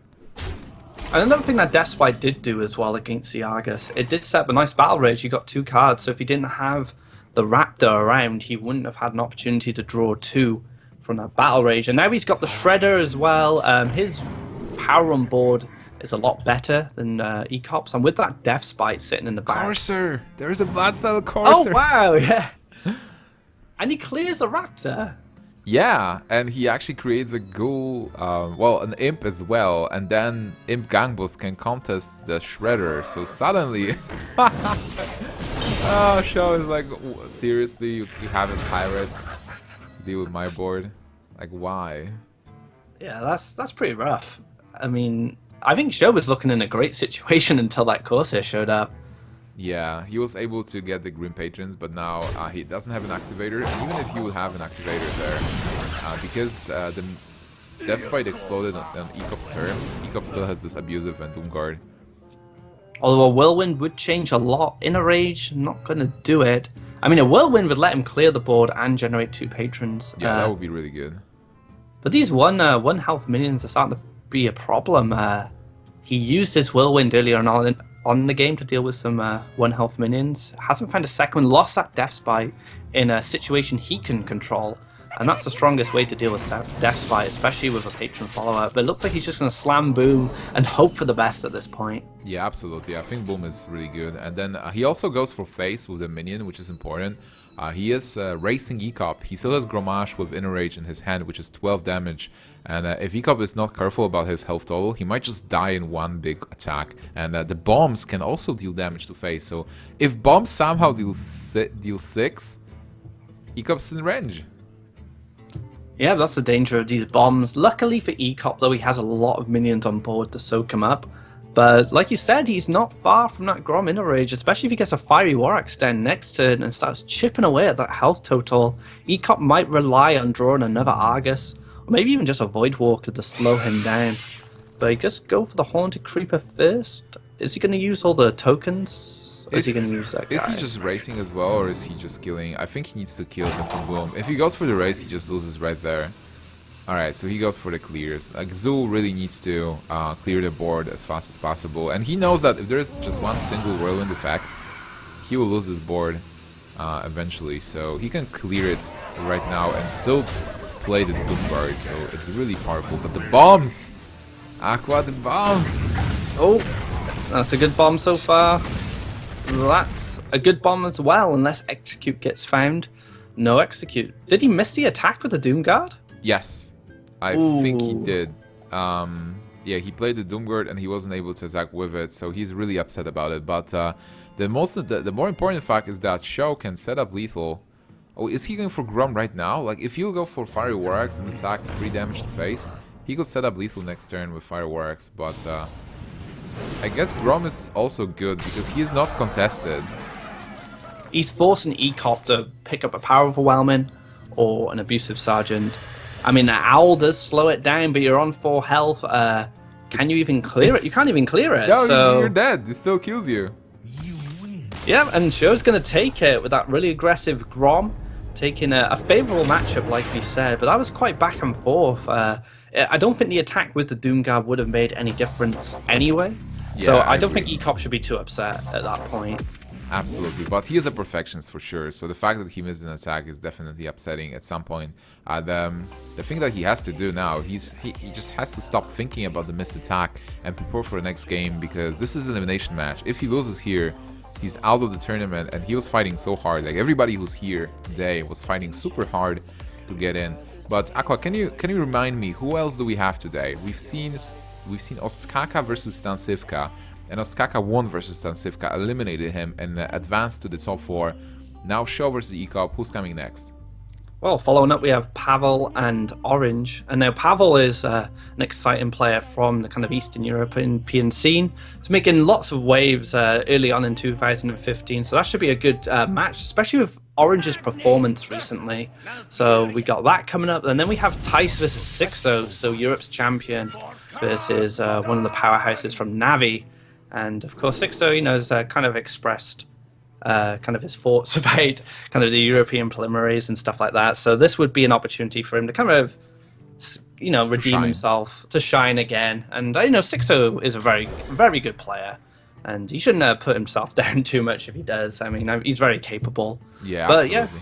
Yeah, Sjow and Ekop here. Now, I think Ekop, this tournament would mean a lot to him. An opportunity for him to get back in the spotlight, and Sjow as well, because Sjow's, although they're both very talented players, they've both been quite quiet on the competitive scene recently. Yeah, I think like Sjow doesn't even have that many tournament wins, and for Ekop, he had an amazing 2014, but 2015 wasn't the best for him, so he's definitely looking for some good wins. I think his biggest achievement in 2015 was having second place at ATLC with the rest of the guys from C9, but he always is aiming for the top, claiming himself to be the best Carson player in the world. In Ekop fashion, right? Yes. And Sjow, he's probably one of the best warrior players in the world, if not the best, and he's still looking for the win after joining Team Liquid. Do you remember Sjow winning? Like, he won one tournament, I think early in 2015. But other than that, he had good performance overall, like many top 8s. But I haven't seen him being the champion. Yeah, he's been quite quiet over kind of the mid to late 2015. Did he get that win on Root? I think he did, because he was on Root before Liquid. Yeah, I think so. So yeah, still, I think it's important once you join a new team to try and get kind of like a top finish or even a win under your belt, just to kind of validate yourself to not only your team members but your organization. But Sjow is he's a talented player. He's shown his worth on ladder. He's shown his worth through his kind of innovation through Warrior. And like you said, Ekop is someone who's had a lot of success in the past. So he's probably just wanting to get that momentum at the early start of 2016. And maybe he can find the same amount of success he found in 2014. Yeah, absolutely. All right, and looking at the game at the moment, this is Patron versus Druid, which normally gives advantage to the Patron player. Patron should have a better matchup overall, but we've seen many matches like this, and more than often Druid actually wins them. The important cards here are the Fire Warx, the Courser, and the fact that Ekop has those patrons with Unstable Ghoul. They can work, but for now they are just fighting for the board, and I think Courser specifically is in this deck to counter those Druids, or to make this matchup even better. And the one thing about Patron as well, if you do go against Druid and you find yourself with Death Spite into Patron the Inner Rage, that can be enough to lock out a Druid from the game. But this is a much more fairer match for the Druid. The one advantage Ekop does have, like you said, having access to that Corsair and all these smaller minions can be frustrating for the Druid. But this is the time in the game where the Druid starts to shine, dropping those big mid-range bodies. Drake's going to come down first, but then he has Forest on the follow-up if he wants, Ancient of Law, and hitting that Force of Nature with Forest is very important, especially if he finds the Savage Roar before then. Yeah, absolutely. But this is the important part for Sjow was that he got the Shade of Naxxramas early to be able to respond to the minions. And Ekop, even if he goes into the Trading War, he's still taking damage. For now, he doesn't have a Whirlwind effect, or he doesn't have the Inner Rage, so the Patrons will not be played yet. But the fact that he has the Patron and he is able to fight for the board is actually pretty good for him already. Yep, fighting for the board is super important, and you either do it with a big patron swing, which the Druid can't deal with, or you use these mid-range minions like Frothins, Dread Corsairs to try and keep things at bay until you find those combo pieces. Ekop, again, not finding either a Whirlwind or an Inner Rage. He does get a Shredder, which is a nice minion to be able to contest stuff like the Azure Drakes that's going to come out, but at the moment, it's just fighting for the board, trying to find that Whirlwind, that Inner Rage, get that combo down, and hope Sjow doesn't have an answer to it. It's such an awkward situation for Ekop because you know Shredder is a better minion, and you probably do not need the coin that much coming forward. But then, if you do not play the Red Corsair here for 3 mana, you will have to play it for 4 mana next turn, because you are going to use a weapon to clear this board.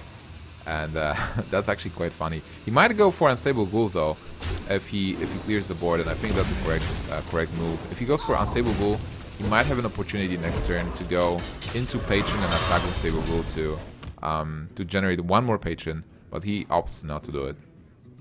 I mean, going into Unstable Ghoul as well, if you find a Whirlwind as well, that might be enough to kind of push the Druid out of the game. Forreston's going to come down from Sjow, uncontested at the moment. Execute in hand for Ekop, again, not finding a Whirlwind effect at this point. And once Forreston comes down for the Druid, you start to get worried, because they could have a turn 7 combo, they could have double Savage or Force Nature in the hand, which is 22 damage from hand. It's a very scary situation for any player to be in when that Forreston comes down. Yeah, especially with 6 cards in hand as well, and suddenly Druid as an option to maybe use removal more effectively, because normally against Patron you can use Wrath, just dealing with my 1 Patron, and then Swipe is a bit awkward, it generates more Patrons, but after Torison suddenly you maybe can play Azure Drake with the Swipe and actually position yourself to kill a free Patron and a free 2 Patron in 1 swing, so you have those better plays. Yep, and you know, having the Azure Drake reduced as well will definitely help towards that strategy if it does come up. H&O are going to fish for more cards here, looking for that Savage Roar, so at some point you can kind of pull the trigger on Ekop and get that win. But he does have time. Ekop's quite a healthy life total. There's going to be a lot more fighting for board before Sjow gets within that kill range. Also, Ekop now has a chance to draw 2 cards at least from that Acolyte of Pain, so he can attack with Acolyte into one of the minions, see what he draws, obviously like attacking into the 2/3, then he can attack, like play Patron, attack with Unstable Ghoul into the 5/5, which is getting executed. That's a Patron. Another Dwarf. Yeah, that's a Dwarf. He can still go with the Patron this turn, I feel. On the other hand, double Pilot to Shredder might be... I think double Pilot to Shredder might be better next turn even. And the fact that the Ghoul is gonna die, and he doesn't have any Whirlwind effects, and he still wants to attack with the Ghoul anyway. So, Patron... And he still gets another draw, right? So he may find another Whirlwind effect, but it's a stressful situation, because you don't want to... You want to get as much value as you can from the Patron effect. And just generating 2 Patrons, it might just be too easy for Sjow to deal with, and he doesn't have an answer for the 5/5 just yet. Alright, so he might go for the Shredders here, but on the other hand, like, if you're not using your Patron now, you will be stuck with 2 Patrons. And, yeah, these are kind of dead cards right now. Exactly. Alright, so he went for the Patrons. Let's see how Sjow solves the situation. So he knows that if he attacks into the 1/1, he will kill the Unstable Ghoul, he will kill the Acolyte of Pain. He's going to lose the Mana Crystal to this. Right? Or not really? Yep. Yeah, he did. But he just gets to drop 2 big bodies down if he wants, and a Druid Claw could follow up at a 4/6. Still has the 5/5, and then he poses a lot of threat on the board. Goes for the Force, and is this a Force of Nature clear? Yeah, this is Force for the clear, because Patron doesn't have many cards. Patron only has 3 cards in hand, and if you're able to deal the whatever is dropped from the Shredders... Oh, wow! Oh man, Sjow is laughing. I think it's just showing up. Again, Ekop in a good situation because of that Shredder drop. Shredders just love Ekop, it seems. Oh, wow. Best friends for life. And Death Spite. And now things start to swing in Ekop's favour. In a Rage pickup and a Death Spite will allow him to build a giant Patron board next turn. But not only that, we've just seen the Force of Nature from Sjow, so that's one of his ways he can deal with some of the Patrons. And right now in his hand, he has no spells that can deal with him. Oh, he picks up a swipe, but lost his spell power for the Azure Drake. Now it's his second Azure Drake. Yeah, but the good news for Sjow is that he actually has minions that he can play this turn, so he will have something to fight back the patron board.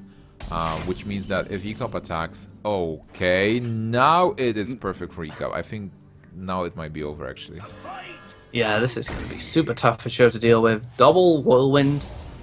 Going to get at least 6 patrons. There's even something more important here, because without that Whirlwind, Ekop was not able to kill Druid of the Claw, but with the Whirlwind, not only he gets extra patrons, he kills Druid of the Claw, which protects his other patrons as well. So that was really good for Ekop, like on all levels. That's the power of the patron, and that's why we said this matchup is good for patron overall, because something like this can happen. Can Sjow find a way? Raph is the nice pickup there, but can he still find a way to clear this board somehow? He needs that spell power. If he had that Azure Drake, he might have an efficient way to deal with this. Yeah, I think he would be able to deal with this with that Azure Drake, because he would have been able to swipe as well, because it only costs 4 with the Raph. Is there a way, Aqua, to maybe attack with the hero power into one of the patrons, into the 3-2, create another patron, and then can you swipe in a way to deal with the board? Like, just use the full board with 7 patrons, and yeah, he's going for that. So he'll try to use the full board to be able to not spawn more patrons with swipe, and use swipe as effectively as possible, and then use the minion attack on Raph. Yeah, very smart play. This is not a bad response. He still has a Wrath, and he still has a Druid of Claw if he wants to use it as well, just to kind of tank him. He leaves 1 patron up though. That patron might not do a lot. I mean, Ekop's got 1 card in hand. We know it's Grim Patron, never copy. He needs another Whirlwind effect, or things could still look pretty good for Sjow. Oh my goodness, he got Battle Rage. And there's the Whirlwind effect, so yep, this is looking pretty bleak. Yeah, he can even slam the second patron here. Drop the second patron, clear the Direwolf Alpha with the free one, drop a Whirlwind, and then Sjow is again in the same situation he was before. He looks like he can play a bit more patiently, actually. He's going to maybe hold off, maybe wait for another Death Spite or another Inner Rage. Maybe... That's possible. I mean, like, if there is a combo, what happens? So, like, if you slam Grim Patron, attack into the 2-2 with the free one, and go for the Whirlwind, if there is a combo, you will be in a weird spot where you have no board and no follow-up for now. He still has Dr. Boom in the deck, he still has Grommash in the deck. But Patron will not be a tool for him anymore then. So this is not a board where you want to combo and clear. Or if he sees a combo here, there will be an opportunity to Patron next turn. I like this from Ekop. Because like you said, you're putting all your eggs in one basket, right? If you do this. At least if you do it this way, you might force out some other removal from Sjow to get rid of the Throbbing. And the other Patron, like a Force of Nature, which is sitting in his hand. And Ekop might even find an Inner Rage next turn, which will generate even more patrons. So he has an opportunity to be patient because his health is so high, and he has the board. Oh man, and Sjow is actually going for Force. He doesn't need to go for Sabjor, he can just go for Shade and Luxramas next, because this is clearing this board pretty nicely. But this is his second Force of Nature. So if the patrons show up after this, he will be in trouble. 4 patrons, because he can still deal with 3 patrons after that. Like, he will have Shade on board, so Shade is trading with 1 patron at least, and he still has the Druid of the Claw. Yeah, Ekop's going to need to find an extra effect to generate more patrons to make it efficient. Because like you said, he just has answers to it. Grom is something he might not have an answer to straight away. Doing 4 damage isn't a lot, but 9 health is a big problem for Druid. No hard removal, so they rely on stuff like Swipes, Savage Roars, Wraths, and Minions to deal with their opponent's threats, and Grom alone is quite a big threat at this point. Yeah, but overall I think this game is so cool. We've seen Ekop almost win, we've seen Sjow actually deal with this board, and now Grom and Ekop's still waiting on those patrons. So, you know, it's this game is not like one player is clearly winning. It's still going on, and anybody can take this game still. Very back and forth. Sjow actually sets quite a threatening board here.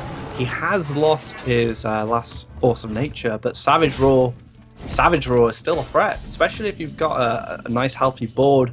And at this point, just from the board itself, Ekop can't deal with the 4-6 taunt. But we do see the Patron might come down here with the Whirlwind, drop the Execute, and then slam 10 to face for Sjow. And then he demands something like a big game hunter to deal with it. Unless there is a... is the Shredder going to die? Because like if he decides to execute the Shredder, that might be troublesome. But what do you do? Like maybe Dr. Boom is still at play. And Whirlwind? Do you Whirlwind Dr. Boom? Oh man, doesn't seem good, especially because you have those patrons. Yeah, it is kind of an awkward spot.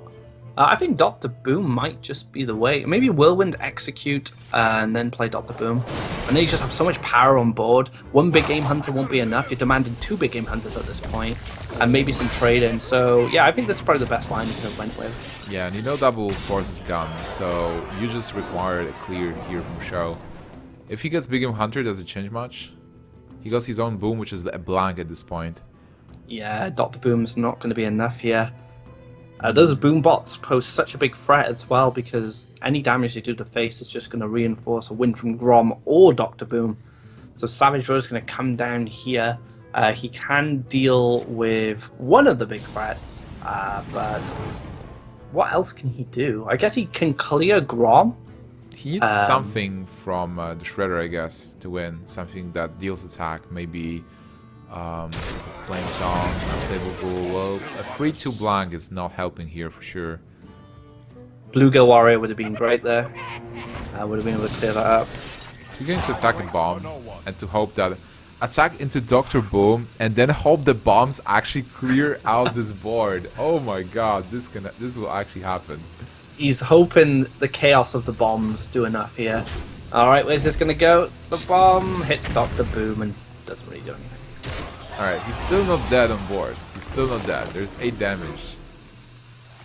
And he got his own Dr. Boom. So Ekop just needs a little bit more to finish this game. Fiery Borax It's enough. is exactly what he needed to finish this game. And Ekop's going to take a 2-1 lead over Sjow. What a tense match that was. That was so back and forth. It could have went any way, really.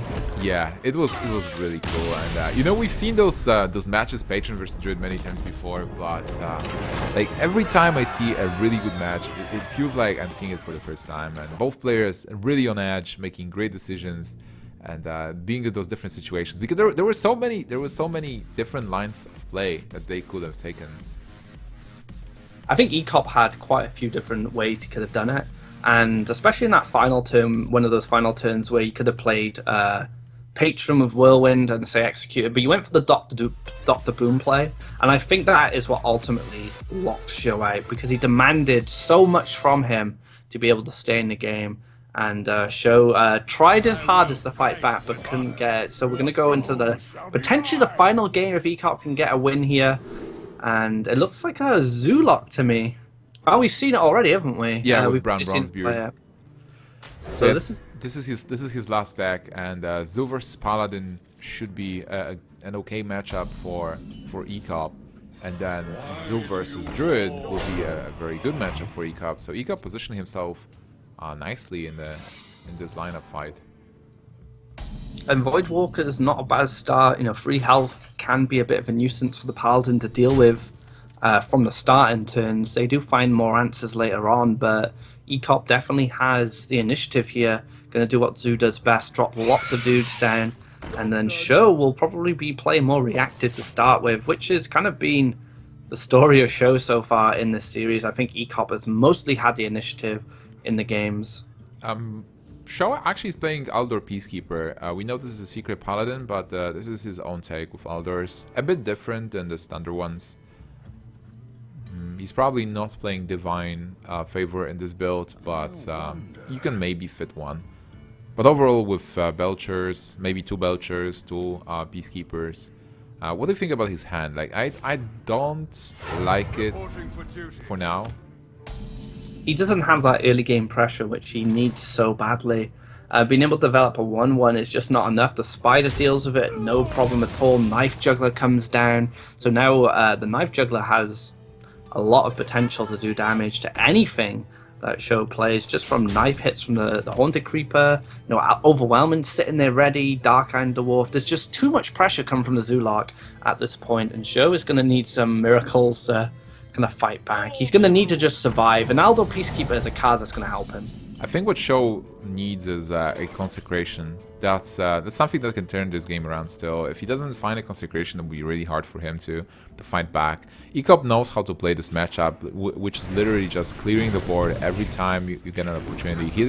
Even hitting that 4 against the other Peacekeeper, filling up his board, but giving him an opportunity to trade those imps into whatever minion Sjow plays next turn. It's just so much pressure at this point, and like you said about a consecration, this is devastating. A second Peacekeeper as well, so interesting card decisions from Sjow here. Pile to Shred is just not going to be enough, and the scratch in the head probably tells you that, yeah, he's not happy with the situation. Ekop has so much burst with double PO and those buffs. But still, just going for... do you even... Can he go for face? What do you expect next turn? Like, if there is a Sludge Belcher, you can go for the PO. And he has, what, 8 power on board, 9 with the knife, but yeah, he's not greedy here. He's just going for the damage and clearing the minions. Yeah, I mean, you could expect a coin challenger next turn, and if the Paladin has a minion on board when the challenger comes down, the challenger becomes a lot stronger. So to play around challenger next turn, you would have to clear this minion. And I think it's probably what he's going to do here. Hope that he's kind of trying to decide where he wants this buff to go. Goes on the Knife Juggler. Takes that out. That's a nice minion to clear. You can just use a 1/1 here if you want. You could even just use the Void Walker and not lose anything if he buffs that. Yeah, absolutely. He's not playing around Consecration much, but Consecration is not something that people play in the decks. And he still has a Spider though and a Dwarf. So even if Consecration hits this turn, he will still have something that he can buff with POs. And this is potentially the last turn for Sjow. Double Power Overwhelming in hand. Sludge Belcher is going to put up a little bit of a wall, but there's just so much pressure on the board at this point. Ekop just needs 1 minion, like an Argus. Is it not enough just to win this turn? Is it not a certain kill? Like, he can buff the Imp, go 5 there, and then attack with Void Walker, attack with the Spider, get 2 damage to face, and there's 6 plus 3, 9... I think that's certainly lethal, like with double PO. And another Knife Juggler as well, so double the amount of knives flying around. Oh, actually, it wasn't lethal because he will have a full board with the play I suggested, but still, it has it now. He surely has it now. Yeah, I mean, he'll clear away some of these minions. He can clear the 1/1 away. If he wants to, and then he makes enough room for 2 daggers to come out from the Spider. Yep, and PO on something, and this should be enough. 8 plus 3 is 11, and then we will have 2 juggles from 1 Spider, and that's enough. Wow, so a very dominating win in the last game for Ekop there. The Zulak snowballing out of control, and Sjow not having the answers he needs to be able to match the early game pressure. So Ekop will be going forward to tomorrow, and he will have to play Ostkaka in the first round. So he has his work cut out for him, yet he still has a long way to go. Absolutely, and I think he just brought almost the same lineup, if not the same lineup, as in the group stages. And in the group stages, he was playing pretty convincingly as well. And he might be the only player in the top 8 bringing this Temple Mage, and it really works for him. He's sniping those Druids and having good matchups. Like, even versus Paladin, he was doing good with it. So congrats to Ekop, and congrats to Sjow as well. Like, he played really well, but unfortunately, just the top 8. So he finishes without any money, but he did play great, and I'm super excited to see Sjow more in the future. But tomorrow we'll see Ekop versus Kaka. Yep, and Orange and Pavel coming up next. Orange has been on a good streak recently, training very hard with the SK Gaming guys. So, you know, he's put in a lot of work in the start of this year. He had a good performance at the end of 2015 as well, carried that over to 2016. Pavel is a player that almost made it to BlizzCon. Just fell short a little bit, but now 2016 is an opportunity for him to shine, and perhaps this could be his first major tournament win. We'll have to see. Yeah, Pavel was, I think, a breakthrough player of 2015, where he was one of the guys who was consistently in the top on the ladder, on the European ladder, and he is known for a control play. He started mostly with Control Priest, and then he was playing Handlock and Demon Lock a lot. And the group stages, he just went with 3-1 and 3-0 score really fast, even though he had a full control lineup. So I would expect a control lineup from him again. But now we are going to go into a short break, and after that we'll see this match. So stay tuned for more Hearthstone after the break.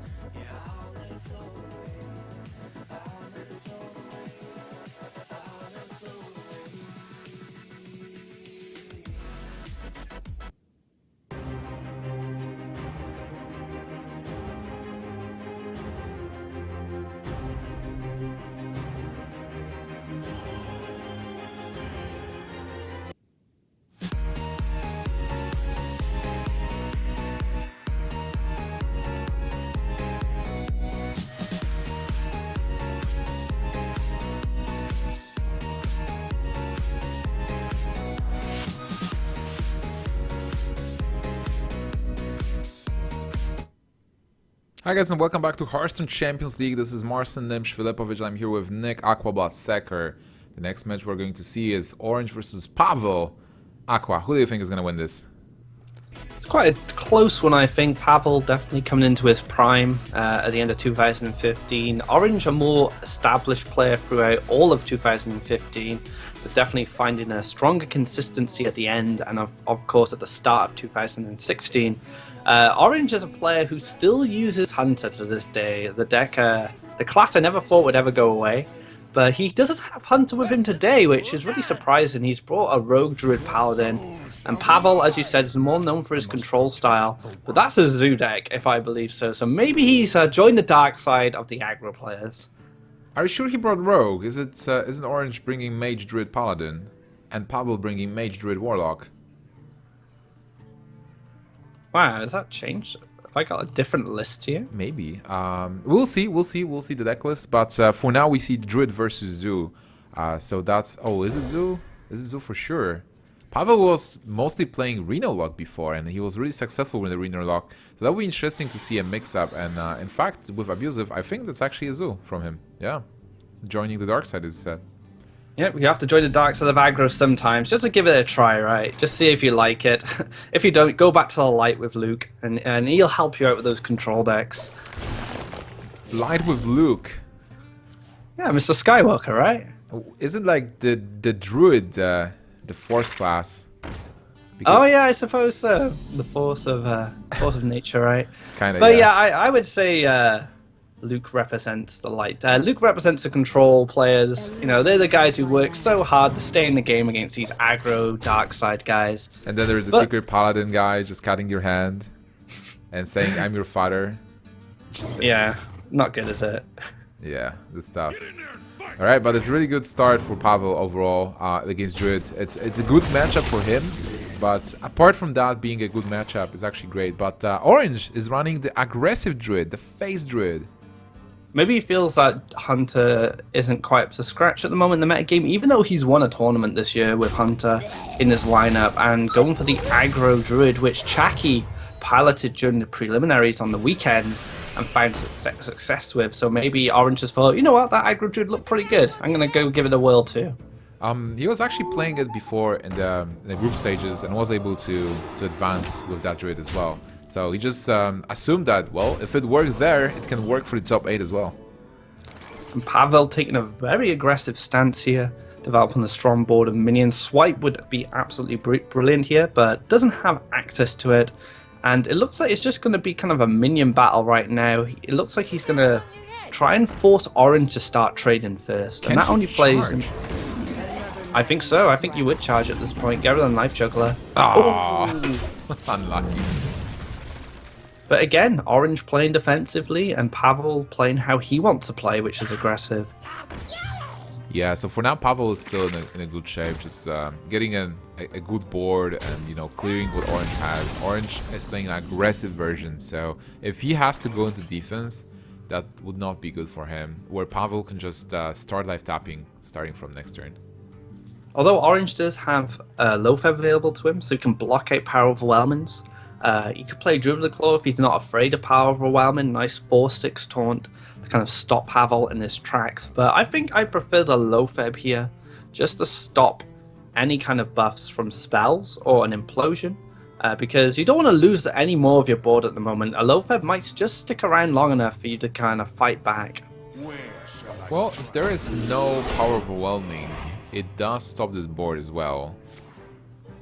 And there isn't Fuck Down for now. Oh, well, Orange took a little bit of a, not so much a risk, but he made a read there, and it did pay out for him, and now he has a 4-6 sitting around, which can maybe start leveraging things, but with 2 Imp Gown bosses and an egg down, things are looking pretty tough for Orange. Absolutely. On Pavel's side, I think you might want to attack with an Arabic Owl to play around swipe a bit and just to cash in on the damage. Attacking with Imp Gang was not necessarily, so just an attack with the Owl and pass it. Yeah, I agree. That was very nice of him. Keeper's not a bad pickup. Could silence the egg if he wants to. And that will make the egg a little bit less effective. However, what else would you do with that? I mean, the Aspirant alone does present a body, but not really a threat. Belcher? Not Belcher. Shredder is fine as well, like with Aspirant. Yeah, that's true as well, yeah. Maybe the silence isn't needed just yet. Get the Shredder down. So both the Shredder and the Bear now can contest these 2 Imp Gang bosses. And right now, Pavel doesn't have an answer for this Bear without just slamming the 2 bosses into it.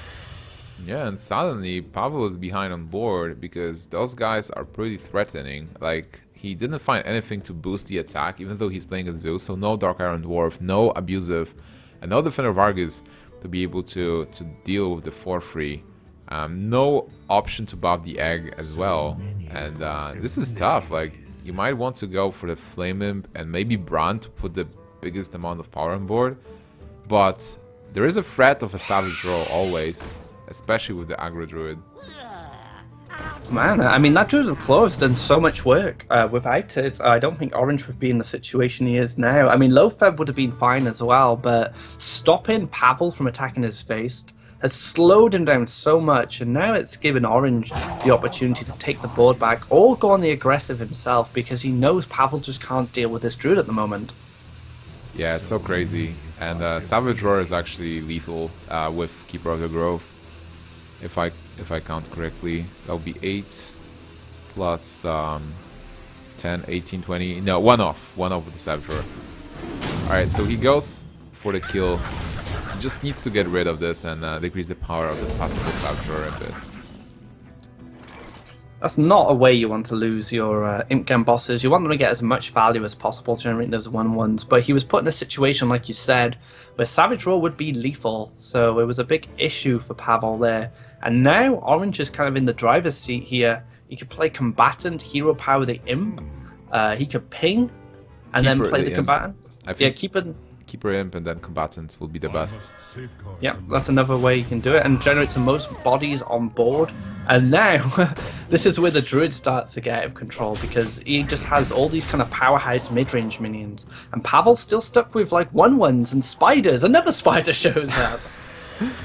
Yeah, it doesn't work for Pavel, but he got Abusive at least.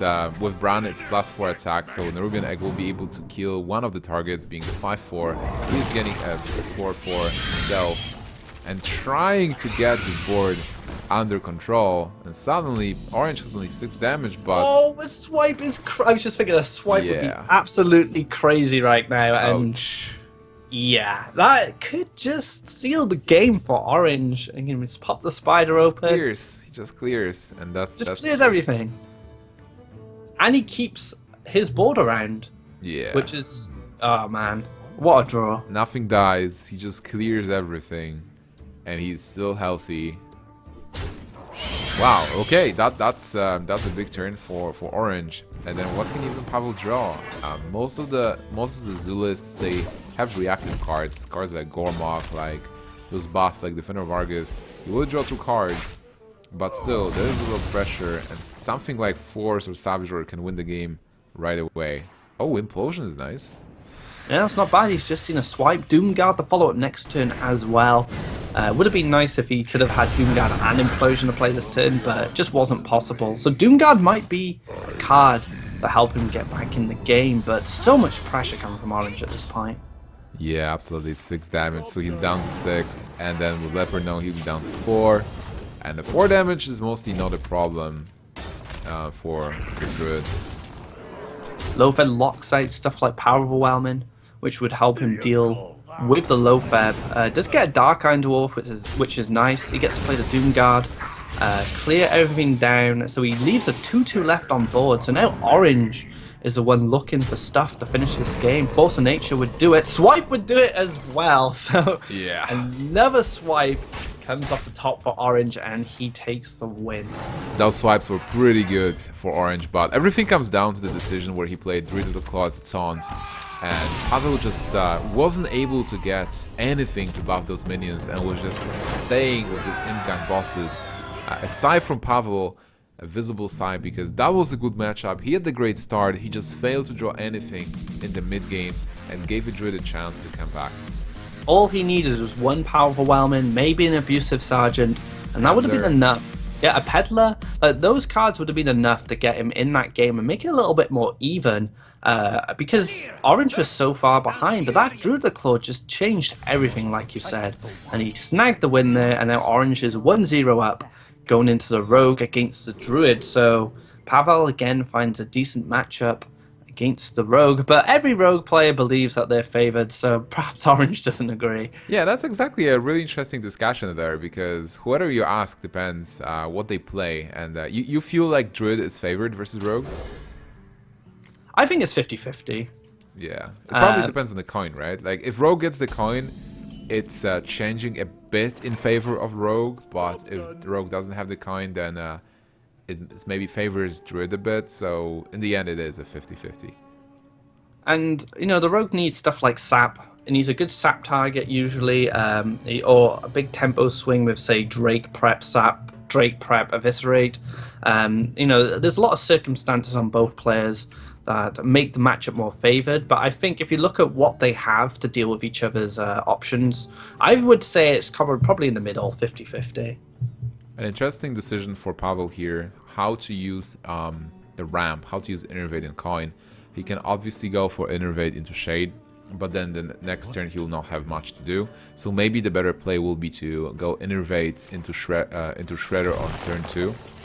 And then just play the Shade and keep the coin for a possible 5-drop. But he goes for this, well, tempo play kind of, with the Shade being played on turn 1. The one thing Shade on turn 1 does do is it can buff itself out of the range of Orange's AoE. If it's just left alone, I mean, Deadly Poison clears it up next turn with a Blade Flurry, but that's a lot of investment, so he might get some value in the long term from the Shade. He does have it. He does have the ability to clear the Shade at this point, but if he doesn't take this opportunity now, that Shade might just grow out of control. Yeah, this is quite awkward, actually. Do you even go for it? Versus Druid, you probably don't want to Deadly Poison Flurry, but what is he going to do on turn 4?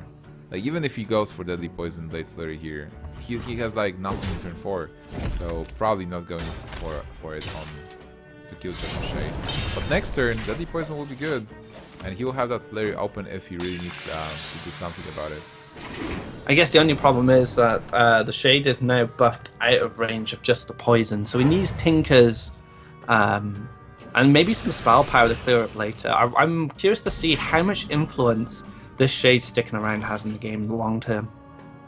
Well, now it's out of range, as you said, and he still doesn't really have a play either other than Sap. Sapping Shredder is a tempo play, but it doesn't do much in the long run, because the Shredder is just going to come back there. So if you play Azure Drake next turn into Shredder, well, you will have the backstab. So it might not be bad to just sap it here. Yeah, Sap does kind of relieve the pressure. You know this Shade isn't going to reveal itself anytime soon. He could clear it with the weapon, hope he gets something with 2 health, and then backstabs it. But then again, backstab will probably find a lot more power with Drake next turn, so if he does replay the Shredder, he can then play Drake, backstab, and then have free attack for whatever minion pops out. So I do like the Sap here, but like you said, it just kind of just slows things down. It doesn't ultimately do a lot. Yeah, and the Shade is still growing up, like, over the damage that can be dealt. So Pavel is just steadily playing minions, and he's alright with it, but we will see what drops from that Shredder, because that will be the important part. Here he thinks about attacking or not attacking. If he attacks the Shade, well, it's a 5-5, so it's still a bit out of range. A preparation would be amazing for Orange, but he didn't get it. Although he gets a clear here, he can use the weapon on the Shredder, backstab the Shade, then he has a Blade Flurry to follow up. It might clear, it depends if this is a millhouse or not a millhouse. So he can clear the board here, so Orange does kind of slow the Druid down, and Pavel at the moment doesn't have anything amazing to play. He could ping with the Keeper on face and maybe develop the 2/1/1s with the Living Roots, so he does want to find like a Drake or something this turn, I think. Goes to the Wild Growth, so he wants to have the Ancient of Law next turn, but that's his kind of agenda there. Yeah, even though his board got cleared, Rogue had to spend some cards, so he knows that the poison is not there anymore, and he hopes there is maybe no more AoE, or Rogue will be forced to clear those 1/1s with a weapon. You know, Orange might look alright for the moment, but he's getting lower and lower in health. Like, he's going down to 18, and combo is 14, so having that Wild Growth being played there, where Pavel did it, gives him a chance to get to that combo a bit faster. And with the Ancient of Law picking up more cards, he might find a Savage Roar, maybe 2 with the Innovate. He doesn't find it, luckily for Orange. However, now Orange has to stay in a 5/5. His health is not really a resource anymore. Like you said, he's just taken too much damage at this point. But he may feel he needs to use it. What could he do here? I mean, Blade Flurry and Backstab. I guess that's probably his best play. With the Violet Teacher, will generate a nice board. What about the sap still? If you sap Ancient of Lore, it can be replayed, but then at least you have the board. Oh, he's going for Flurry. Alright, that's yeah, bad. with the Spell Power. The Spell Power will let him clear the board quite nicely here. And like I said, generate his own steady board. Swipe does deal with the 1/1s and maybe the Drake, but that Teacher might just stick around. Well, Unless he... You can still keep her though, but Pavel picked up Savage Roar. This means that he has the combo to finish the game off, and now just he can keep her face, and this means he has the kill. And if this doesn't tell you he has combo, I don't know what does. Yeah. It's like, whoops, I misclicked. I wanted to silence your teacher instead. And Orange is just gonna have to play some guys down, hope for the best here. Hope that Pavel did misclick and meant the silence. Well, we did see Pavel misclick at the European Championships. Orange is just banking on that mistake to happen again, but I don't think that'll ever happen to Pavel again. I think he will learn from that, and he does find a win here, tying the game at 1-1 against Orange.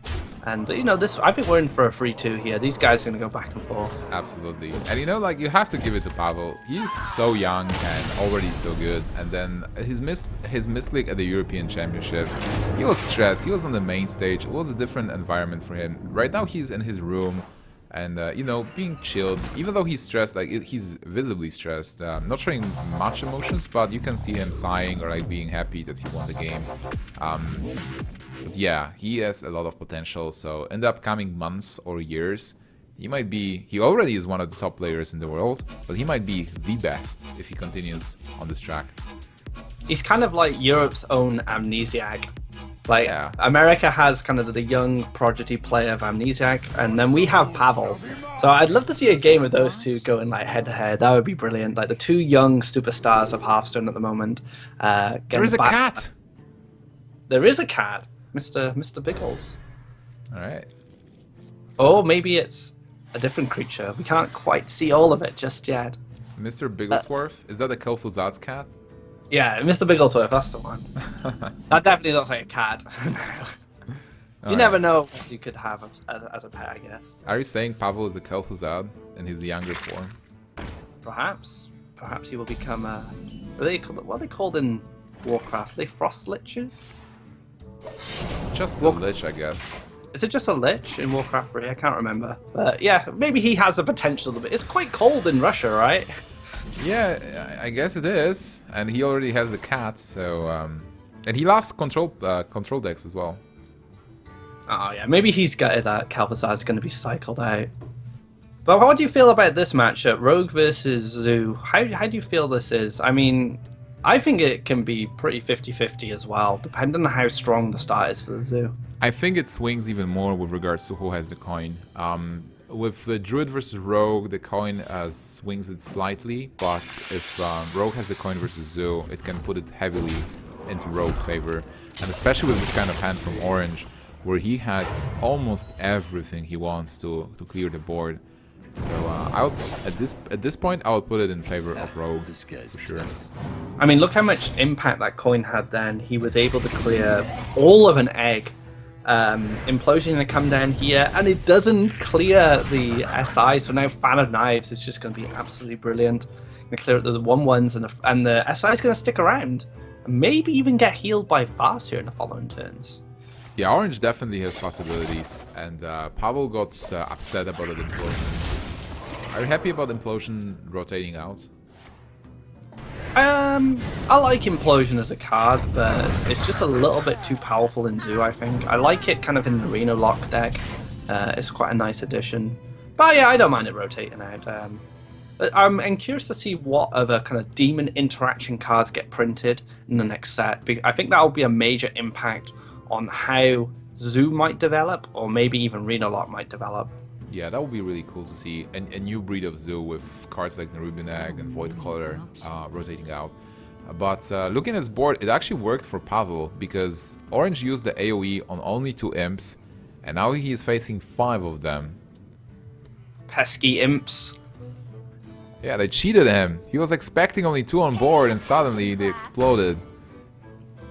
And now he just has to hope there's no abusive sergeant, no problem to deal with this teacher.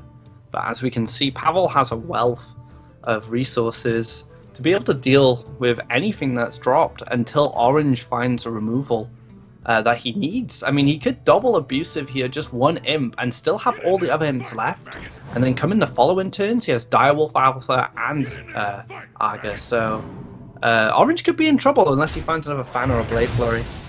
Yeah, absolutely agree. It looked great for Orange before, but after that Fan of Knives turn, which was in theory bad for Pavel, where he only got 2 imps, suddenly getting 4 imps from the second Implosion actually turns around this game, and there is no flurry for Orange, so how do you come back from this if he's playing minions from behind? Like, you can't even really sap stuff. Like, sap doesn't work versus this deck. Sap that 1-1. Yeah, or Nerubian Egg, I don't know, man. It's tough. And you got an Argus there, a Knife Juggler, so he can just play the 2 bodies down just before the Doomguard turn. And he can keep trading, which I would probably do against Oil Rogue just because of the swings they have with Oil. But Orange is in such a tight spot now. I don't know how he comes back. Yeah, absolutely. And Pavel knows how to play this deck. Pavel will not give him quarter at all. He just will clear the board all the time and try to set up a board on his own. That is hard to AoE down. There is no flurry yet.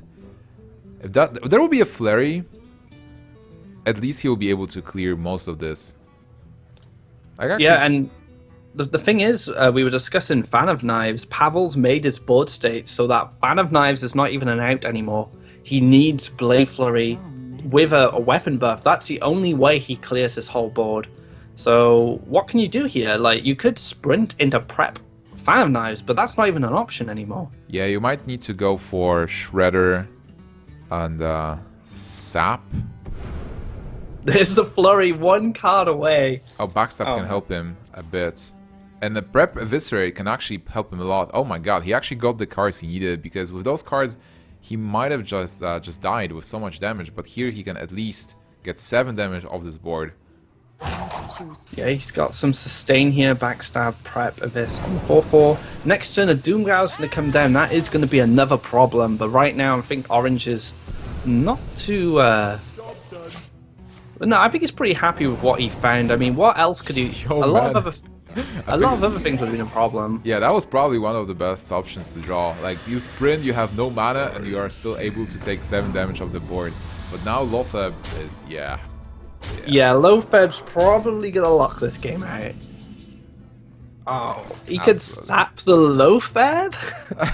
I don't want to do it, I guess. Yes, no. Just goes for the minions and hopes that there is no damage in hand of Pavel. Because he's 12 on board. But this time Pavel actually got cards that are not Haunted Creepers. Yep, he had a proper Zoo hand this time, and he takes the win, taking a 2-1 lead over Orange here. Just as Mage left. Now, what do you expect from this Mage? Are we going to expect a Freeze Mage?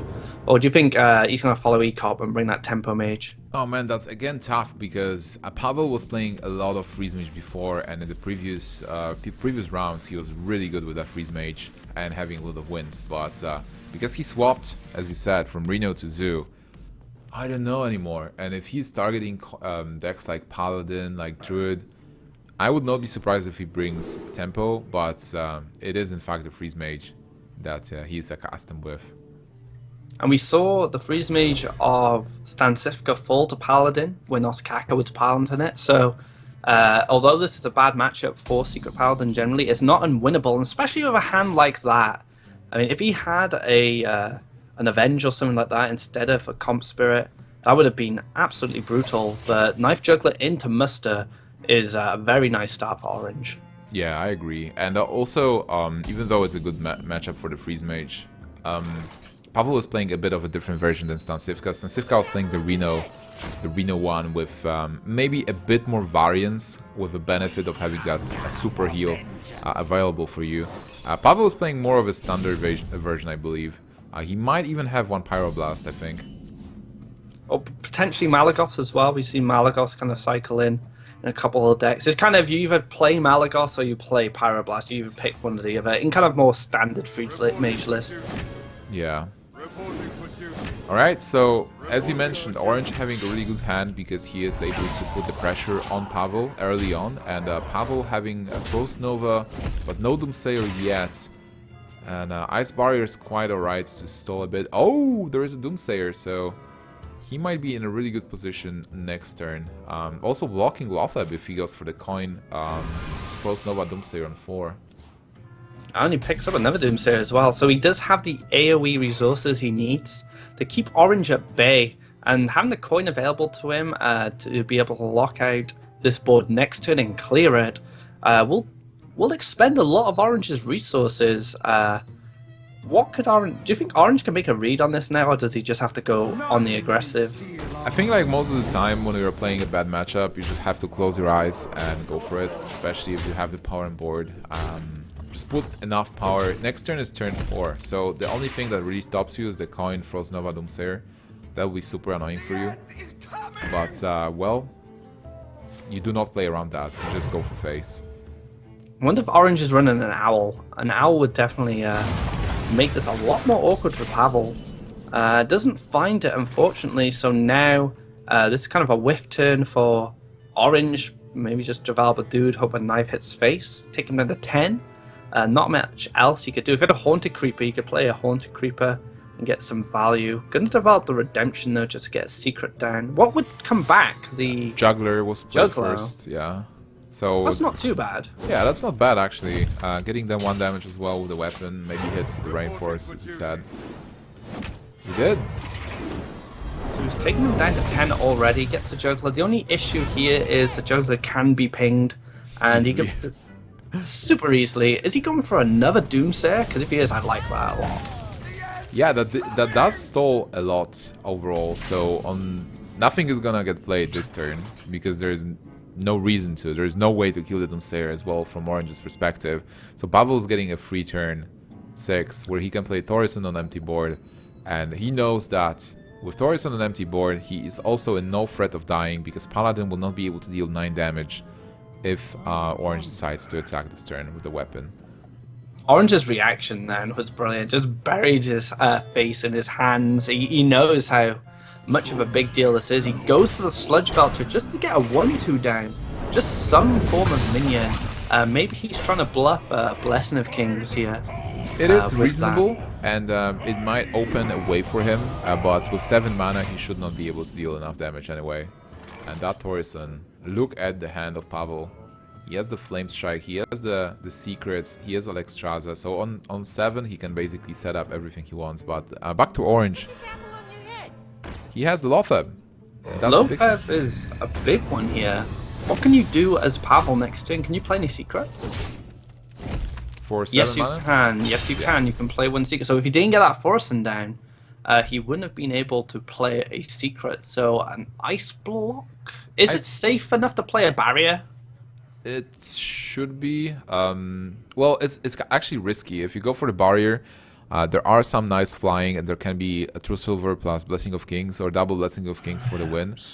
But on the other hand, can Orange test the secret? Yeah, he will be able to test the secret first because he still can. If this is like an ice block, he can run his Lotheb into Thorison. But that's unlikely overall. 2 cards in hand, 1 card being drawn, and 8 mana for 8 burst from Paladin would be tough.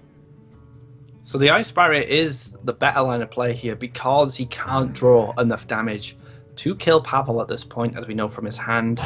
Even if he just, like you said, just 1 Blessing of Kings is not enough. Yeah, And it's unlikely, but it's possible if Orange will have already 4 damage in his hand.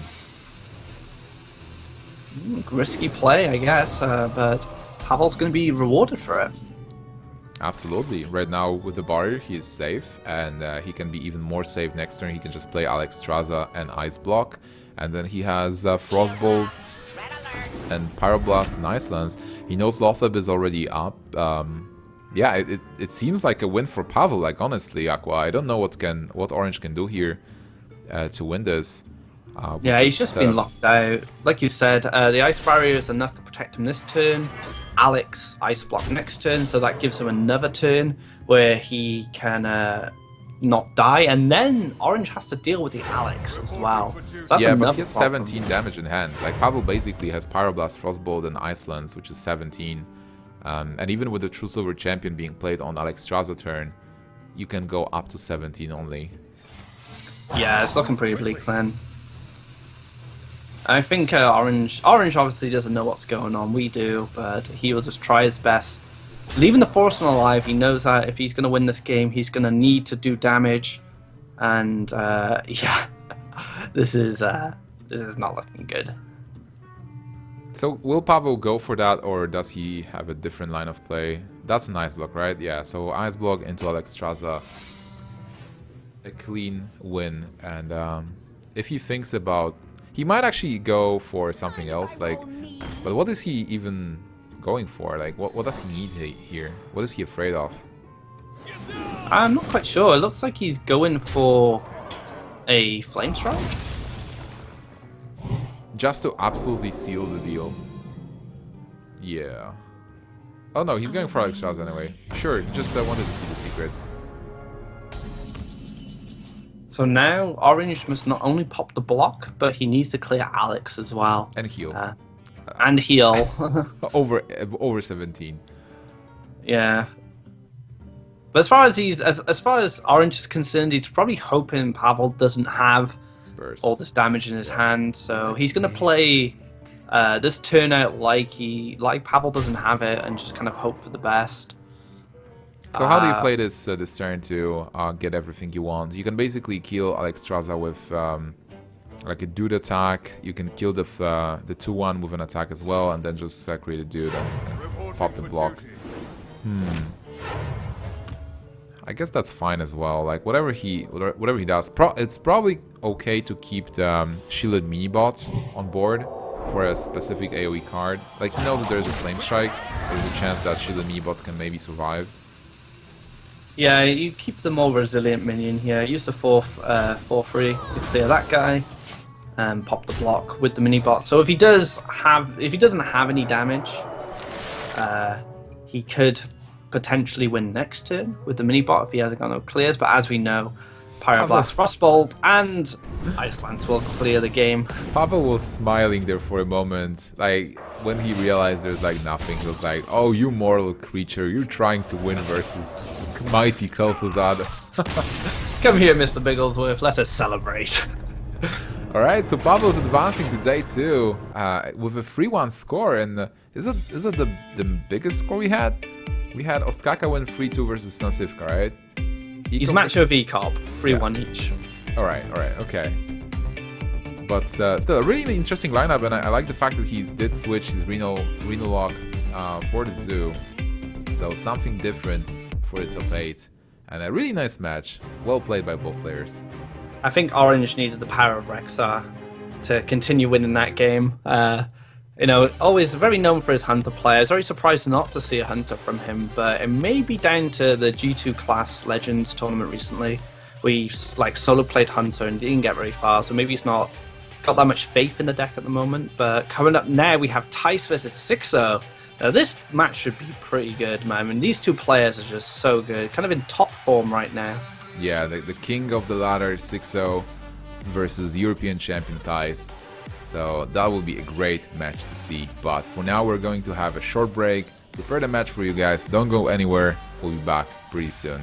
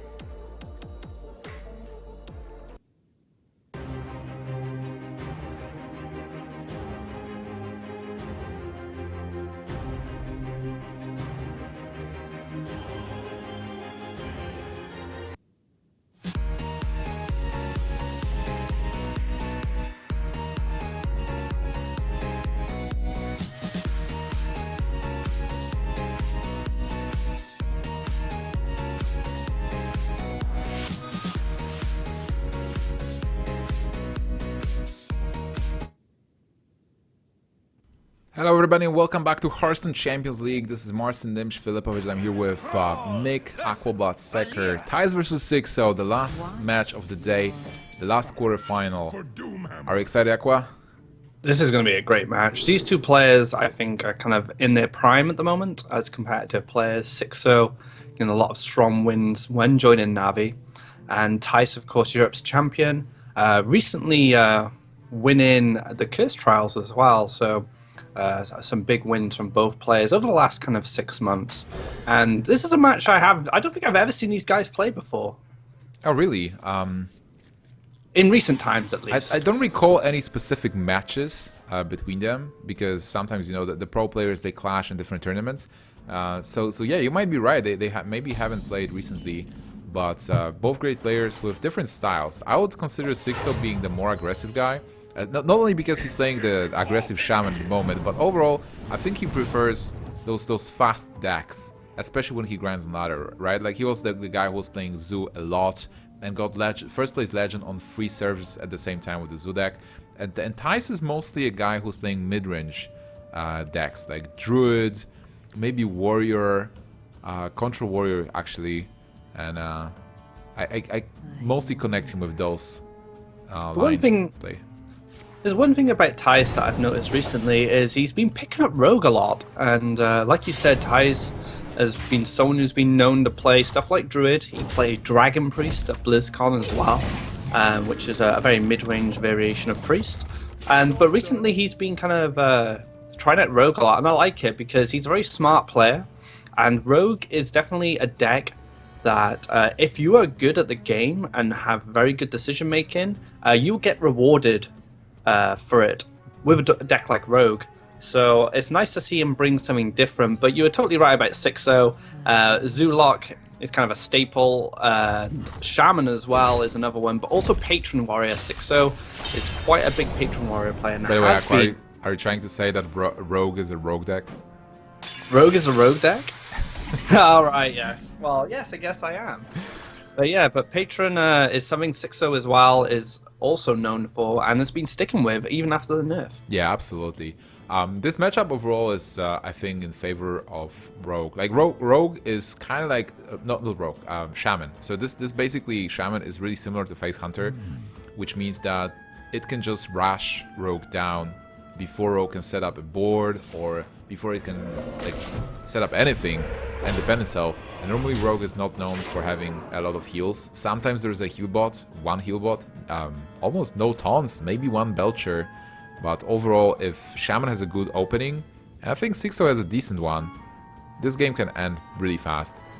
Yeah, Xixo's hand is what he wants in the early game as he faces Shaman. You want to have minions, you put on a lot of life pressure with them, make them use their health as a resource, slam all the removal, and then eventually you just draw into stuff like Doomhammer, Crackles, Lava Bursts, and there's just nothing they can do. You just do like 20 damage from hand like it's nothing. And yes, Xixo is in a fine position. Tunnel Trog is a brilliant pickup as well. But I do like this line of play. Drop that Flame Tongue Totem down, smack him in the face for 5. So, oh, he's actually clearing. Yeah, oh, yeah, of course. Yeah, you're going to clear at this point. I think he can clear because he got lucky with the totem. But now Thijs, like, he really wanted Sun Totem to protect his dude, or protect the Flame Tongue Totem. But Thijs was able to get the backstab now. So with the backstab, if he goes for Azure backstab on the taunt, he can clear the Flame Tongue with the weapon attack, and then the free 1 Totem Golem will not contest the Drake. Another thing to consider as well is he wants to keep his Blade Flurry for the Feral Spirits. Oh yeah, you're right. So he could have Blade Flurried that whole board and been pretty happy, but you wouldn't have a minion down, and Feral Spirits would still be an issue later on. So it was very smart of Thijs to kind of hold on. He did have another Deadly Poison, so he could have used that weapon to clear the totem, but if you're going to Blade Flurry, you might as well just leave that totem up. So as Xixo, you do expect the Flurry to come down at some point. How do you play around it? And by the way, Dr. Boom, is it a stable card in Shaman? I haven't seen it in many Shamans before. I wouldn't say it is, but it's just that card you can throw in any deck and it will just surprise people. And like you said, every deck that's being played now can be potentially a new one that hasn't been seen in this tournament because they could have changed their decks. Yeah. So throwing in a surprise like Dr. Boom can always be a good way to catch your opponent off guard. Because one of the cards that's really important in the deck is Doomhammer. Whenever Shaman gets an access to the Doomhammer, it can deal so much damage just going through the empty field. But now Thijs has that Flurry. Is there any reason not to use it? I don't think so. Teacher Flurry seems pretty nice. Get a 3/5 down, get the 1/1 token, clear the board, and you're at 24 health on turn 5, so you haven't taken too much life pressure at this point. The Shaman generally wants them to be around 15 at this point. Yeah, Xixo is shaking his head. He knows that this is a really tough situation because he'll not be able to play Dr. Boom next turn. He will be overloaded, and he has only 4 mana. So what do you even do? Just Horse Rider Face? Or Horse Rider Face. I think... I don't know, it's tough. Boom. Like... So, Horse Rider Face it is. The problem is, if you clear the Teacher, you're not doing any damage to Face, and you're giving the Rogue too much time to be able to put pressure on you. Because this is the point in the game where Thijs will start dealing his own amount of pressure, and then Xixo will have to use his removal as resource, his spells as removal and not face damage. So I think Xixo is just identifying here that if he's going to win this game, he just needs to keep pressuring Face, and that Farseer is going to slow him down so much. Yeah, Thijs is going for a bit of a slower turn where he's just developing some minions, but in his hand the Deadly Poison and Tinker is so much damage in the course of 2 turns.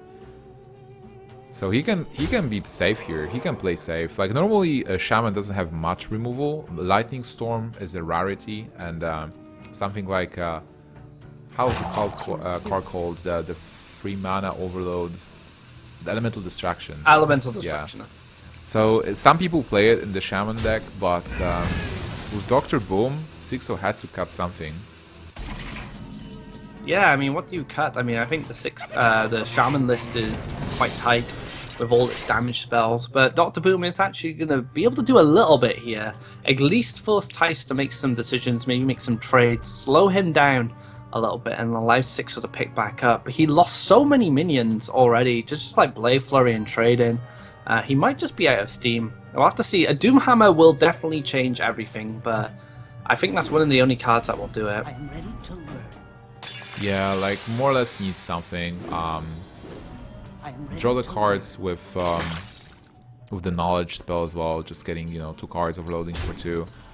Because right now Thijs is the one who is drawing into something, and he got eviscerate as well.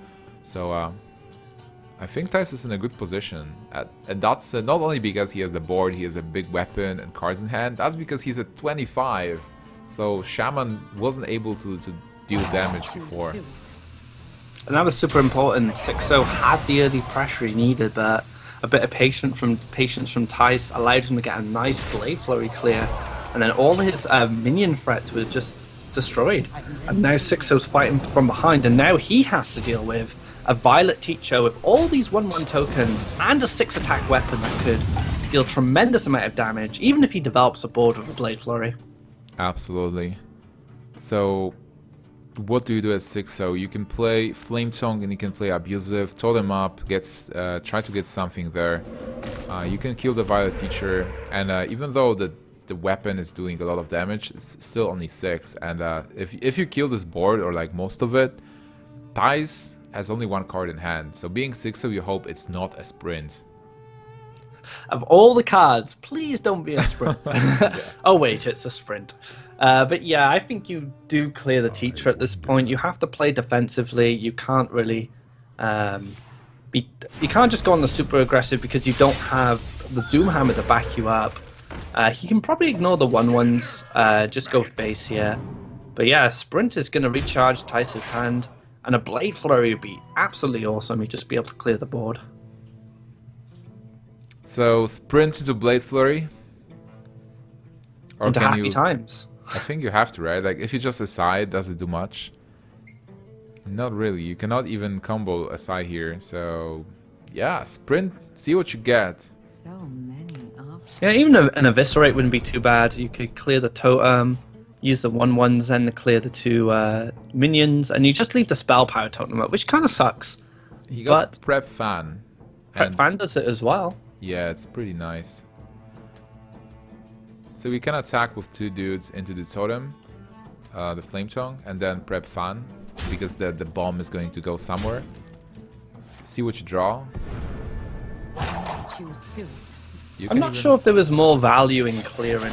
I mean, the Flame Tongue Totem does create some problems, but the Spell Power Totem is something you never want to leave out. There are charged creatures as well. Yeah, we've seen one Horse Rider so far, that's true. Alright, but And Xixo is not dead yet. Portal Spirit is something, and he's getting 6 damage to face, putting Thijs on 12. There is a Sludge Belcher though. Yeah, Sludge Belcher is going to be a nice way to stop Xixo in his tracks. You can Belcher into SI, clear up one of the Doggies with a token. And I wouldn't use your health at this point to try and clear wolves, but the Belcher will be able to slow him down at least. Is there Yes. anything else you could do? Not Maybe much. a sap? You can sap if you want to slow Xixo down, because Xixo will be overloaded for 4, so he only has, what, 6 mana? And you'll need to draw into Ancestral Knowledge to get 2 cards, and then into Lava Shock, I guess, to free the mana and maybe still use it. Xixo is in a tough spot, and he's the problem he has is that he's really low on health at the moment, so if Thijs just continues pressuring, he might kill Xixo before he has a second turn. Like, Xixo would need 2 turns to win this, at least, and get perfect draws. He might just get this 1 extra turn, and that's it. Yeah, I don't think he's going to last much longer. We talk about how much burst Shaman has, but Rogue has tremendous amounts of burst as well. With that sprint in hand, it won't be hard for him to find an Eviscerate, but there's a lot of damage. Well, there's lethal on board and with the weapon, and Xixo sees it, not having what he needs to close out that game, and Thijs takes a 1-0 lead. Yeah, that was, I think, a good matchup for Xixo, so unfortunate for him that he wasn't able to pull it through. But he has those aggressive decks, so he still has a good chance to go through. Maybe there will be one deck from Thijs that will not be able to win versus aggressive lineup. I assume it's aggressive lineup because he was playing aggressive decks before. Yeah, I mean, we know Xixo well enough from his kind of history in the competitive scene. He likes aggressive decks. I'd be surprised if it was Reno Lock or anything else. Zoolock is a deck he's had a lot of experience with, but then I just eat my own words because I see an Acidic Swamp Ooze and a Faceless Manipulator. So, Xixo, I'm sorry, you are running Reno, you're not just going to play Zoo. But Yeah, and look at those hands. They both have the Swamp Ooze and they both have the Faceless, which means this is a Reno Lock mirror match, Aqua. Are we ready for that? a Reno mirror match which involves bursting from hand probably, so Yeah. this is going to be a crazy match. And Alex Strage has been shown up in Reno Lock quite a lot recently. It's an interesting addition. Just try and secure that win with the combo, very much kind of like Freeze Mage does. Puts them down to 15 and you just do 20 damage from hand.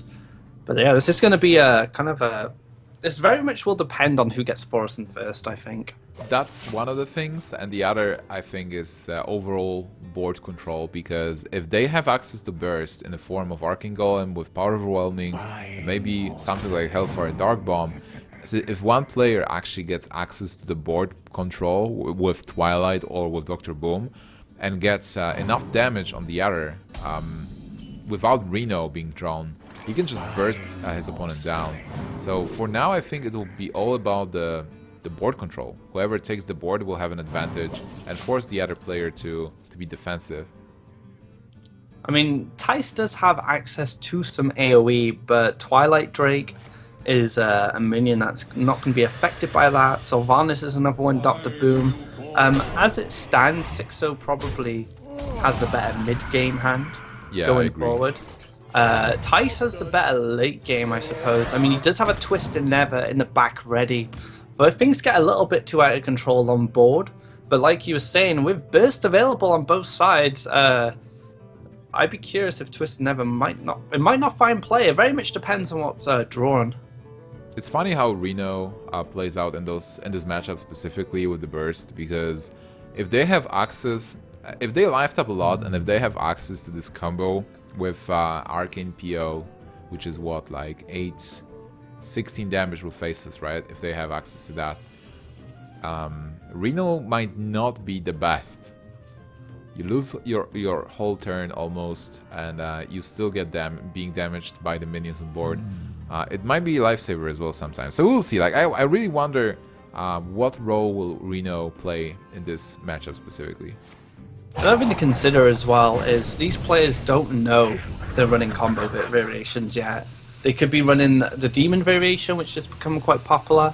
There's the Fugan Stalag, is a bit outdated now, but some players might still like it and play it. So unless, I mean, I'm sure these two guys will be thinking it could be potentially has combo, so I will play around it. Well, but actually, there's no information yet. Do they even know what they are running? Like, so one played the Void Walker, tapped, played Implosion, and played the Dark Peddler, and the other did play the Twilight Drake. So, from Thijs' perspective, does Xixo know that this is the Reno lock from Thijs? And does Thijs know that this is the Reno lock from Xixo? Oh man, lack of information, right? I mean, there are cards that will come down in the near future which will give that information, but it's how you play your turns up until then. What do you play around? What are you afraid of? You may be afraid of cards that don't even exist in the deck, but a Dark Bomb is enough to tell you that this is probably Reno at this point. Yeah, I think they can assume that, especially Xixo can assume that Thijs is playing something different in the zoo. Dark Bomb is probably saying, hey, this is not a zoo deck, so this has to be something different, but you had a Dark Peddler. So I think Xixo at this point knows that Thijs is running a Reno lock, and from Thijs' perspective, there was a Twilight Drake and Dark Peddler. Does it say Reno? Could be handlock, but I think a Shredder, I mean even a Shredder, it could be mid-range Zoolock, but Nah, I think it's Reno, like most, I mean, like we know it's Reno, but from Thijs' perspective, I would see those cards, I would say it's probably Reno. Yeah. And so how do you approach, so you figure out it's Reno lock. Now you need to figure out what type of Reno lock it is. Yeah, well, that's the tricky thing. I think you still have to think about the burst anyway, because if you don't, like, this is the most popular version, the burst one. You can wonder if there's a Leroy or Arcane Golem, but certainly one of those cards will be there in the deck. You don't have to play around Stalag and Fugan, because it's just done. So yeah, I think you just need to go into a Reno control match, where you want to draw a lot of cards, you want to draw your combo parts, you want to play Thorison as you mentioned, and be ahead. The one advantage the combo variation has always had over the Fugan Stalag, or say the Demon variation, is you don't know it's a combo variation until the combo hits you. I mean, you could hold off on the Fugan Stalag, they might not even draw them, so there's no guarantee information that it's combo, unless they have to play a Faceless, say on a minion to stay alive. But usually it's a little too late before you've kind of realised that you're already dead, as Ken Shiro would say from Fist of the North Star. So oh man, that was I haven't watched the Fist of the North Star. Am I showing my age? But again, we're around the same age. Fist of the North Star's awesome. I'd recommend it. Yeah, it's a pretty interesting anime. All right, so Sylvanas is being dropped to the board, and that's something that's important overall. I don't know if that's not too fast, but he does have Dr. Boom as a follow-up, so he wants to bait removal to eat that Sylvanas and then follow up with the big creature afterwards.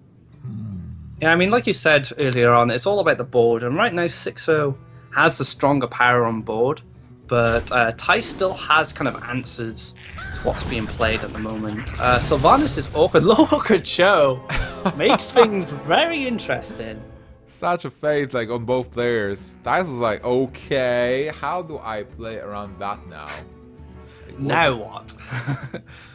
Yep, I have a lot of spells in my hand, and I don't want to give any to Xixo, and Xixo's laughing. Xixo's like, okay, that's cool, I will take it. The thing is, Xixo has Dr. Boom, the follow-up, so as far as Xixo is concerned, he's just like, yeah, I can just play Doctor Boom, and then you have to give me whatever spell you decide to use to react to that. And so Xixo will ultimately get 2 copies. And if you think going into the next turn, Twist and Never is the perfect response to a Doctor Boom, for example. Yeah, but you don't have to play Dr. Boom this turn, I believe, being 6-0, because exactly of Twisting Nether, that's a possibility. So maybe just go for Implosion on one of the imps and Dark Bomb the 3/3. Kill the second imp with Sylvanas. Because this would be kind of the board you want to Twisting Nether, and you protect your Lord Walker Sjow. So you're good. I think this is a troll board, but it's actually pretty good. Well, he does go for the tap over. I quite liked what you said with the Dark Bomb play. It's similar. It's similar. The thing is, like, you protect the Sjow and build up a board that wants to be removed. But this can be removed with just Demon Wrath. No, not Demon Wrath, but with Hellfire. And you give Xixo a Hellfire, but doesn't really mean that much ultimately. No, I don't think so. Giving him Twisting Nether would be much more devastating. I mean, yeah, I think you just have to kind of bite the bullet here and give him the Hellfire. But what do you play after that? I mean, you don't have any minions. Do you even want to silence Lord Walker Sjow? Oh, not really. Go to the Demon Wrath instead. I guess the Demon Wrath is less effective than Hellfire because you can't use it as damage to like finish off your opponent. And not only that, of course, both players run demons, so I guess it's the less efficient card to give to Xixo through Lord Walker Sjow. Yeah. But now Xixo can go Dr. Boom, getting that Demon Wrath. 2 copies! What? Reno! Will it work? Double Demon Wrath! Yeah.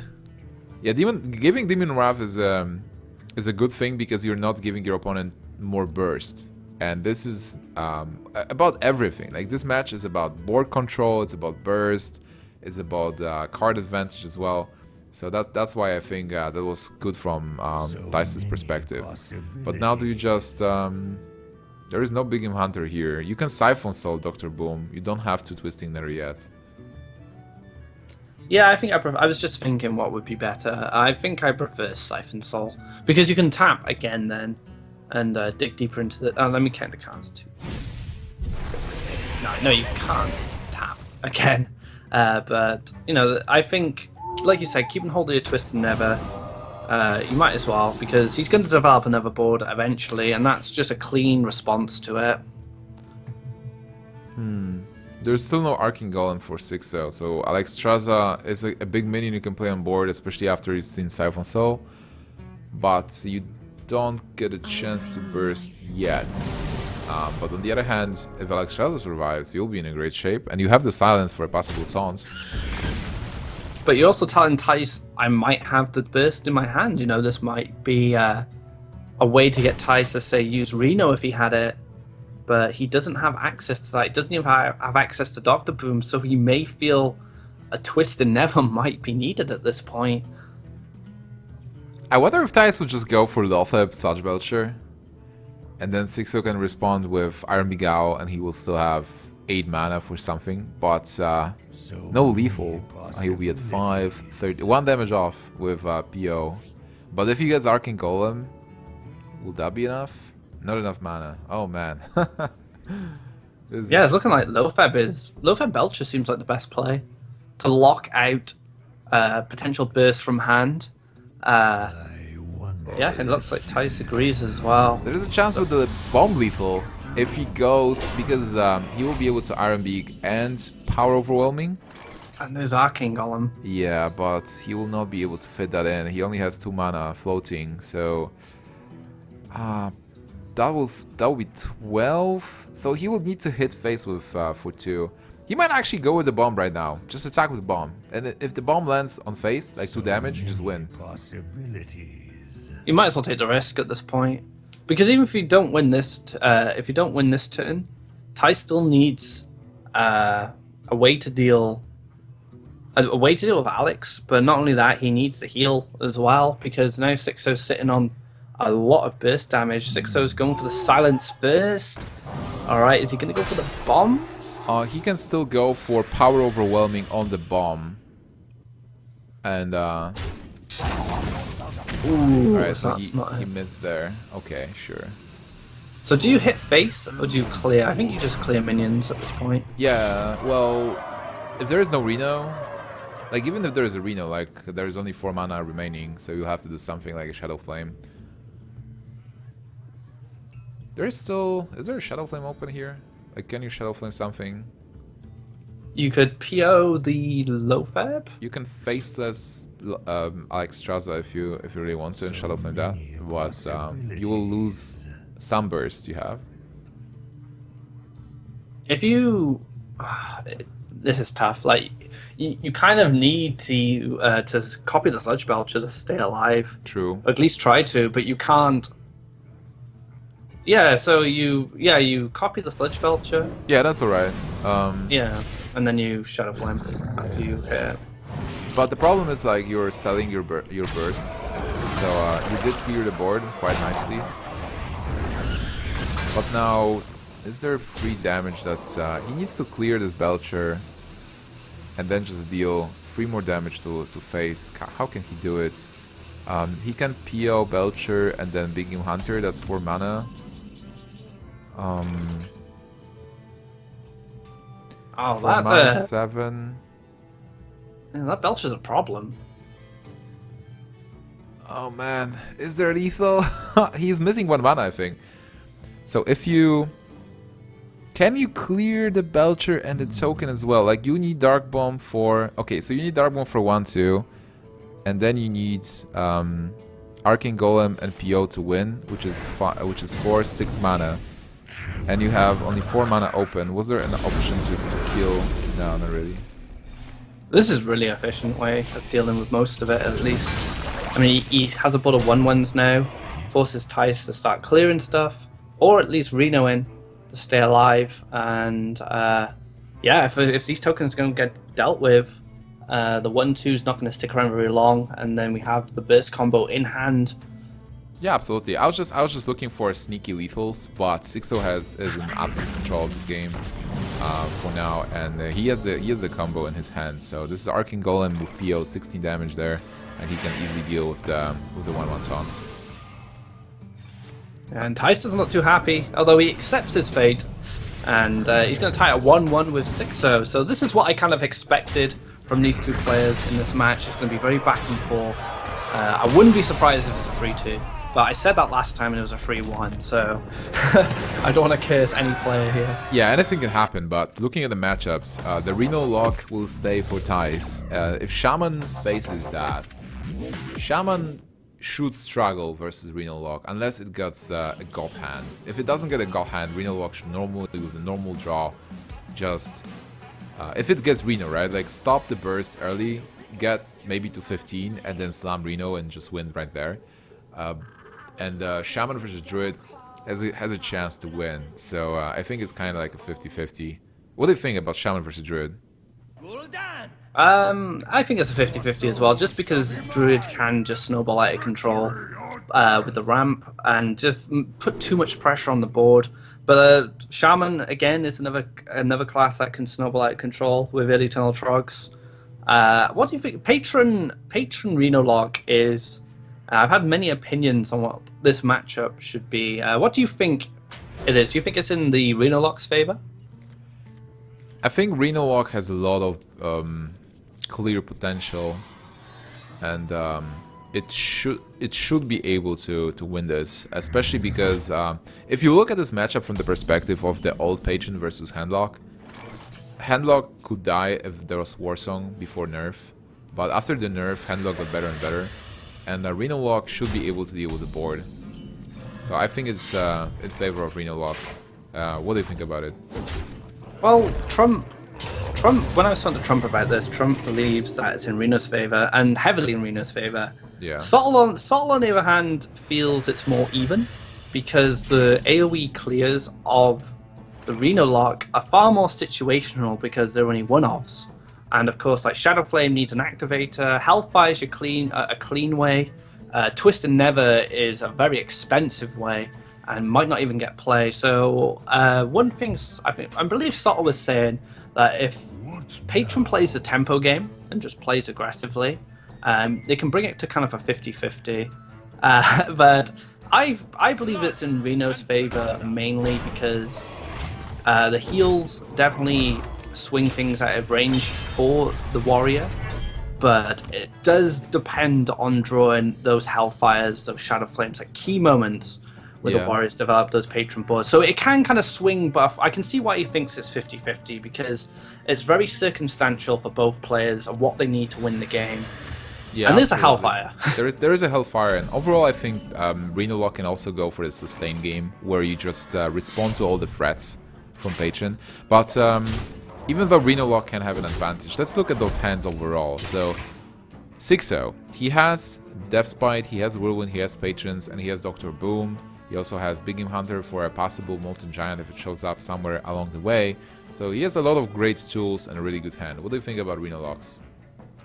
So he has the AoE clear, which we were talking about. He does have some taunt as well with Sun Fury. And he does have Reno Jackson, but we're at a point now where Xixo has put him down to 14 health already.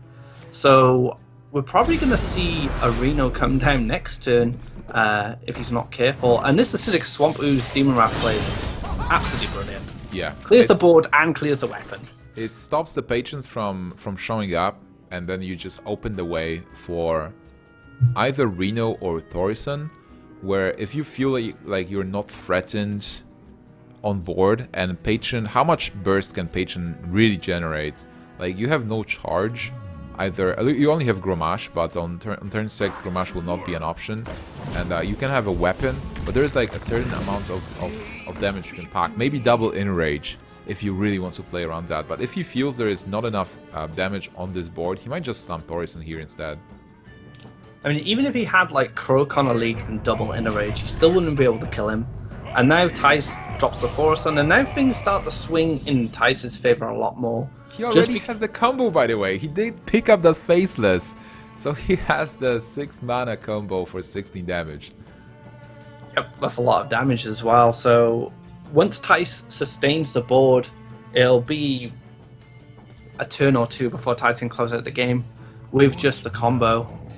He can heal back to full, he can lock out spells, he could even play super slow and, like you said, kind of drag the game out and start off with an antique heal bot and then go into Reno a lot later. I think at this point, Thijs is kind of in the winning position. Absolutely. But the game is still not over, and even if Thijs wins this game, he is left with his Druid deck, and then I believe Xixo will have 2 good matchups, the Shaman and the Patron Warrior. Like, Shaman might not be the best matchup, but it's okay. It's okay to win versus the Druid, and then Patron has a slight advantage. So we'll see. But back to this game. So, do you just think Healbot instead? So many. Yeah, I quite like Healbot here. You don't need to play Reno. And you only play Reno if you want to drop the 4/6 down. Maybe top first in Reno? What do you think about that? I think that's fine too. The only reason I'd like to play Reno at this point is because you get the 4/6 body. And it can't be killed at the moment. Xixo will need a little bit extra from his hand to be able to deal with it. And if it does stick around, you've just picked up an Argus. So that again creates even more. But it looks like Thijs believes that Lofeb is probably the better option here. Lock out maybe an Execute, or maybe force him to spend his whole mana using an Execute. So, interesting. That maybe packs a bit more punch on the board, because he was able to put 7 damage, 7 damage in. The combo on his side is 6 mana, so not able to go into... Alexstrasza is 9. What is he planning there? He needs to deal with his Dr. Boom now, because he's still at 11. Unless he actually goes for Reno. He just closes his eyes, goes for face. So Reno for 5, for 3 manas. What he can play even? Hellfire not really. Not yet.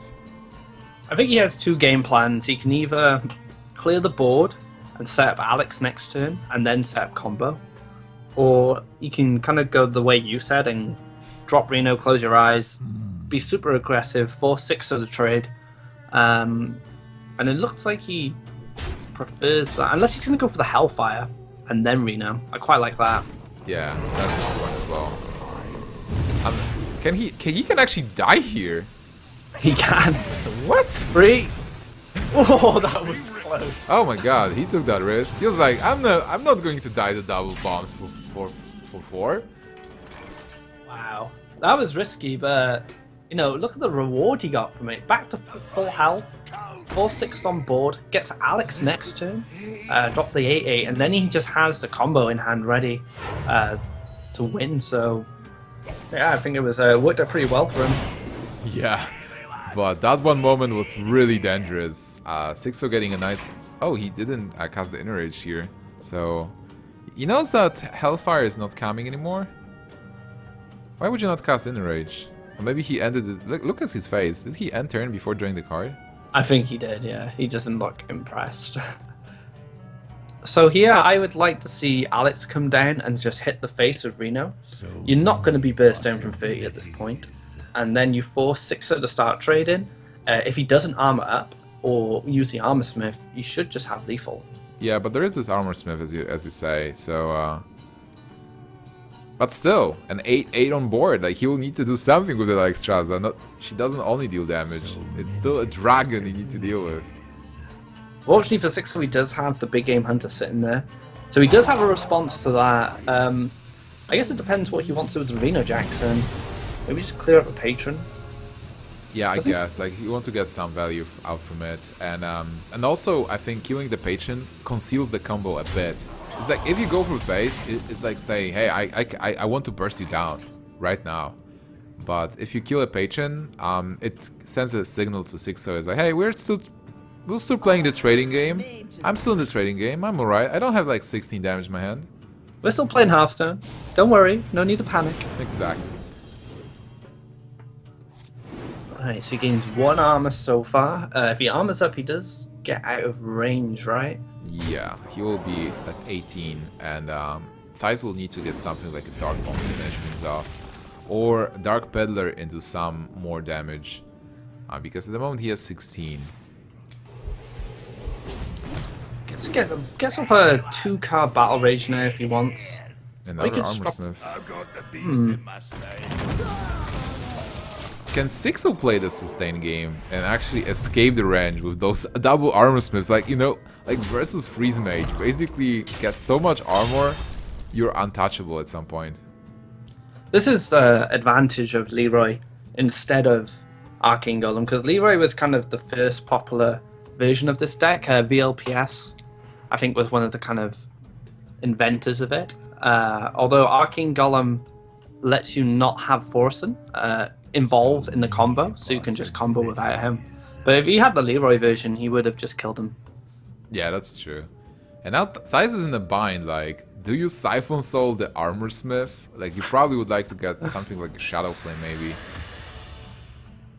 Ooh, Siphon Soul Armor Smith and then coil the free one, or coil the free one first. If you Siphon Soul the Armor Smith, you tell Xixo you have combo in hand, right? Yeah, I guess. So you probably need to Siphon Soul the patron, that like get it under control. I mean, combo is great if you can win with the combo, but Sabrina Lock has a lot of tools and a lot of great minions overall. Oh, ooh, man. That feels very bad. That is terrible. That is absolutely terrible. And now Xixo can draw 1, 2, 3, 4 cards just from trading. That was so close, and suddenly it's going out of Thijs' hands. Like, this is just terrible for him. Not only Xixo is escaping the combo range, so essentially making those 3 cards dead cards in Thijs' hand. Thijs doesn't have enough pressure, and Molten Giant maybe he'll be able to play it, but Xixo just getting all the draws.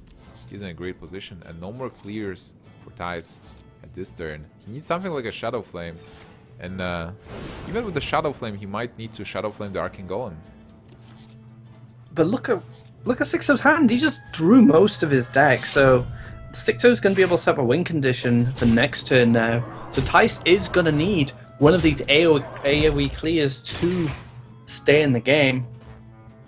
That's a Shadow Flame. That is one way to do it, but Grom in hand.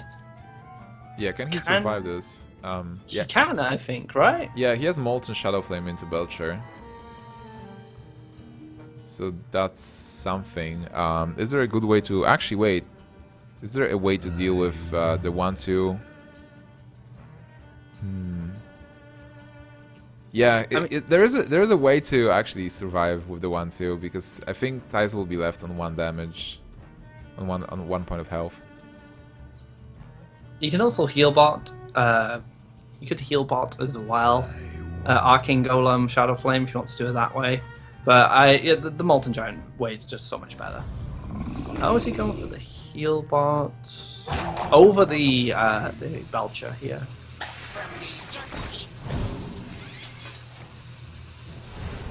Oh, it keeps the Armor Smith up. So much armor. And now Xixo is just snowballing out of control, like you said, kind of similar to the Freeze Mage matchup. Yeah, Xixo has everything he needs at the moment. He has 2 executes. Just 1 execute at the Giant. He doesn't even need to go for Grom this turn. He can ask the question again, like play the Patrons, get the Whirlwind Patron, and be like, alright, I've seen Hellfire, I've seen Shadow Flame, do you have Twisting Nether? And still try to set up lethal for next turn, if there is no response to this board. I mean, you could even drop the Froth in as well, put even more pressure on. Yeah. There's a lot of ways you can do this. He doesn't even need to use his Death Spite at this point, potentially. I mean, no, he could use his Death Spite. He can use Slam on Grom next turn if he needs to activate him. Yeah, exactly. So what do? Do you attack face with Armorsmith for 1, then you play Patron, then you attack face with the Death Spite, then you Whirlwind, and you play Frauding somewhere along the way, right? What I'm wondering is, what's Xixo worried about? He might just be trying to sequence it correctly, because there's also the Courser, and you might want to use the weapon, and he needs to count like how much damage you want to put in your opponent. This is a very difficult turn for him, and time is running out. Will he be able to actually play everything he wants? Oh, he's going for it. Execute comes down. Could armor up as well, just to push Thijs out a little bit further. Yeah. Alright, everyone get in here. There's only 2 dudes, but still, at the moment, Thijs doesn't have a response to that. He has the Siphon Cell. He can Siphon Cell 1. And he needs something, like Twisting Nether. Like Twisted Nether, that's definitely a way to deal with this. So you Twisted Nether for 8. Do you play Arcane Golem and just hit face? Just try and do something? If there is a weapon... No, you cannot play Arcane Golem, really. But on the other hand, it's so much health on Xixo. Like, from Thijs' perspective, to win this game, he needs to just kill all the things that Xixo has on board, overall. Like, he just needs to respond to every threat and take this game to fatigue, kind of. He still has some threats in the deck, I believe, but so has Xixo. So it will be really tough for Thijs to come back with just a combo now. Especially with the health Xixo has as well. Like, how do you even begin to chip away at that health as a combo Reno Lock, not as kind of like a more demons orientated or Fugue Stalag orientated? And the problem is, like, this Belcher, like, how does he deal with this? He Siphon Souls it, but then how does he deal with Grom? Like, there's just not enough ways for Thijs to deal with the pressure Xixo is putting on right now. Absolutely. So this game, I thought Thijs has it. Thijs had the combo. Thijs had everything. The Thought Torison was so strong, and the Reno as well. But this is the magic of the Patron deck. Xixo was still able to turn it around, and it was beautiful. I mean, the game is not over yet, but looking at the situation, like Xixo having all the bursts and Reno gone from the equation, it will be tough for Thijs. There was a moment in this game where Thijs played the Implosion on that Patron, and Xixo drew 8 cards, I think it was, or something ridiculous, of double Battle Rage. I mean, that was definitely the turning point, which put Thijs out of the game completely. I mean, I know he's been fighting hard to get back in, but once a Patron draws 8 cards and can just do what he wants, I mean, how do you're just playing too reactive, and with all the health gain he gained from those Armor Smiths, I don't know how Thijs can win really, unless he has like Jiraxis and can just generate tokens, 6/6 tokens all the time. But I don't think he'll have that in the deck, especially with Alex. Yeah, he had or that Minions. Extrasa. So now he is saying, okay, I will not use the combo anymore. I will not use the faces. I'm trying to get some value with good minions. And Xixo is getting enraged. Is there some lethal that's available here for Xixo? If he attacks, maybe there is a lethal with Frauding Berserker. Can Frauding actually deal enough damage? There is a Whirlwind, there is an Execute, and there is an Enrage as well. So if you go Grom into one of the free 5s, you do Whirlwinds, the one of them dies, and then you can kill the 1/2 with. Oh yeah, actually you can attack with the second 1 free. Then Whirlwind, so the 1/2 will die, and then the last guy will have 3/2, 1/2. Oh man, I think it's. Maybe there is a way. Maybe Xixo will find it. Like I'll have to think about it more. Can he find lethal here? There's a lot going on here to be able to get the lethal, and he doesn't have much time. Let's see if he's figured it out. It's quite a puzzle, really. Oh, he should have Whirlwind first, I think. Unless he goes, he might miss some damage here, and he will not have enough time to finish this off. Oh, he didn't finish it. Yeah, he didn't have enough time. So Xixo is really devastated by this. He just got wrecked by time. But this is a really cool lethal puzzle. I think there was a chance to actually get lethal here. What can Thijs do in response here? Is this an opportunity for Thijs to get back in this game? Let's see if he can actually clear, right? I think it might be. Because if he goes for Siphon Soul, can he kill both Grom and Frauding Berserker? That's the biggest question. I don't think he can. Oh man. But he can actually defend of Argus. That Belcher is creating a lot of problems for Thijs. Xixo is just dying there. Xixo is like, how could I do this? No! Just didn't have enough time. Alright, so you Siphon Soul one of the targets. You Siphon Soul, let's say, Frauding Berserker because it has more potential, right? So you Siphon Soul that, and then you you attack into the 3/3 with the 3/3. You play Arcane Golem. Or maybe just even like Defender of Argus to have on your 1/2 to have it 2/3. He's just going for Shredder here. I think he's just hoping that Xixo doesn't have a way to deal with this 1/2. Well, he actually has a way, but still it's not lethal yet. He can slam face for 10 and play some board. But if Dice clears this and survives, then he will have a chance to maybe win still. Like, he's not taking fatigue damage yet, and Xixo has nothing else. Oh, what can man. he draw? Peddler? Well, Soulfire? yeah, I guess. So he can kill, like, he needs to get rid of the Gromage or just toned up stuff, right? So Peddler is okay because it's a minion that he can tone up.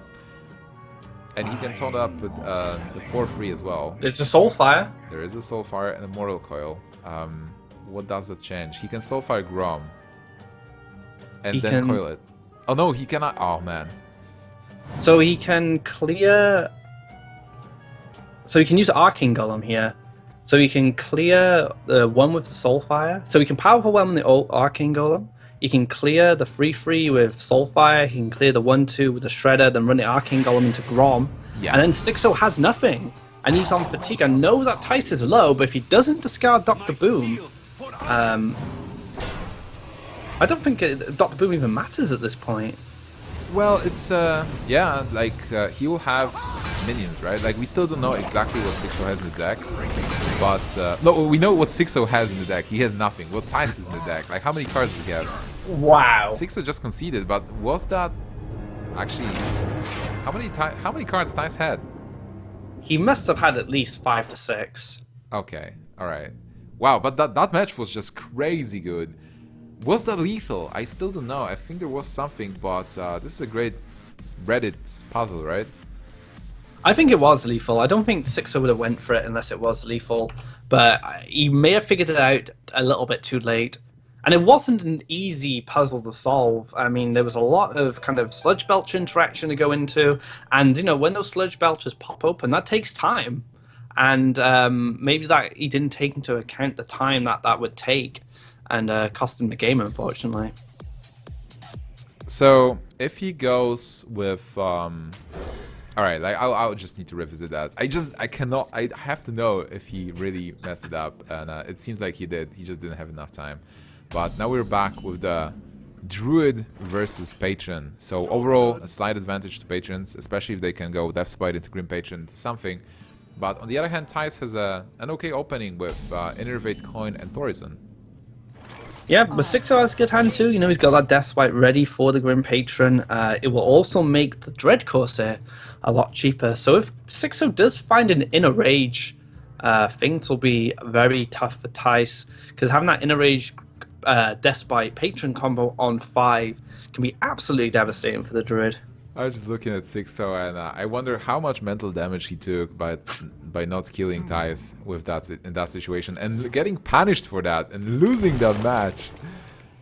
Thijs going for Innervate Pilot Shredder instead of keeping those for Thorison, so he decides he wants to have more pressure on board already instead of just going for a big Thorison turn. This is a nice turn for Thijs as well. Gets a Wrath on the Big Game Hunter, and then he can just clear the Armor Smith and keep that Shredder around if he wants to go that route.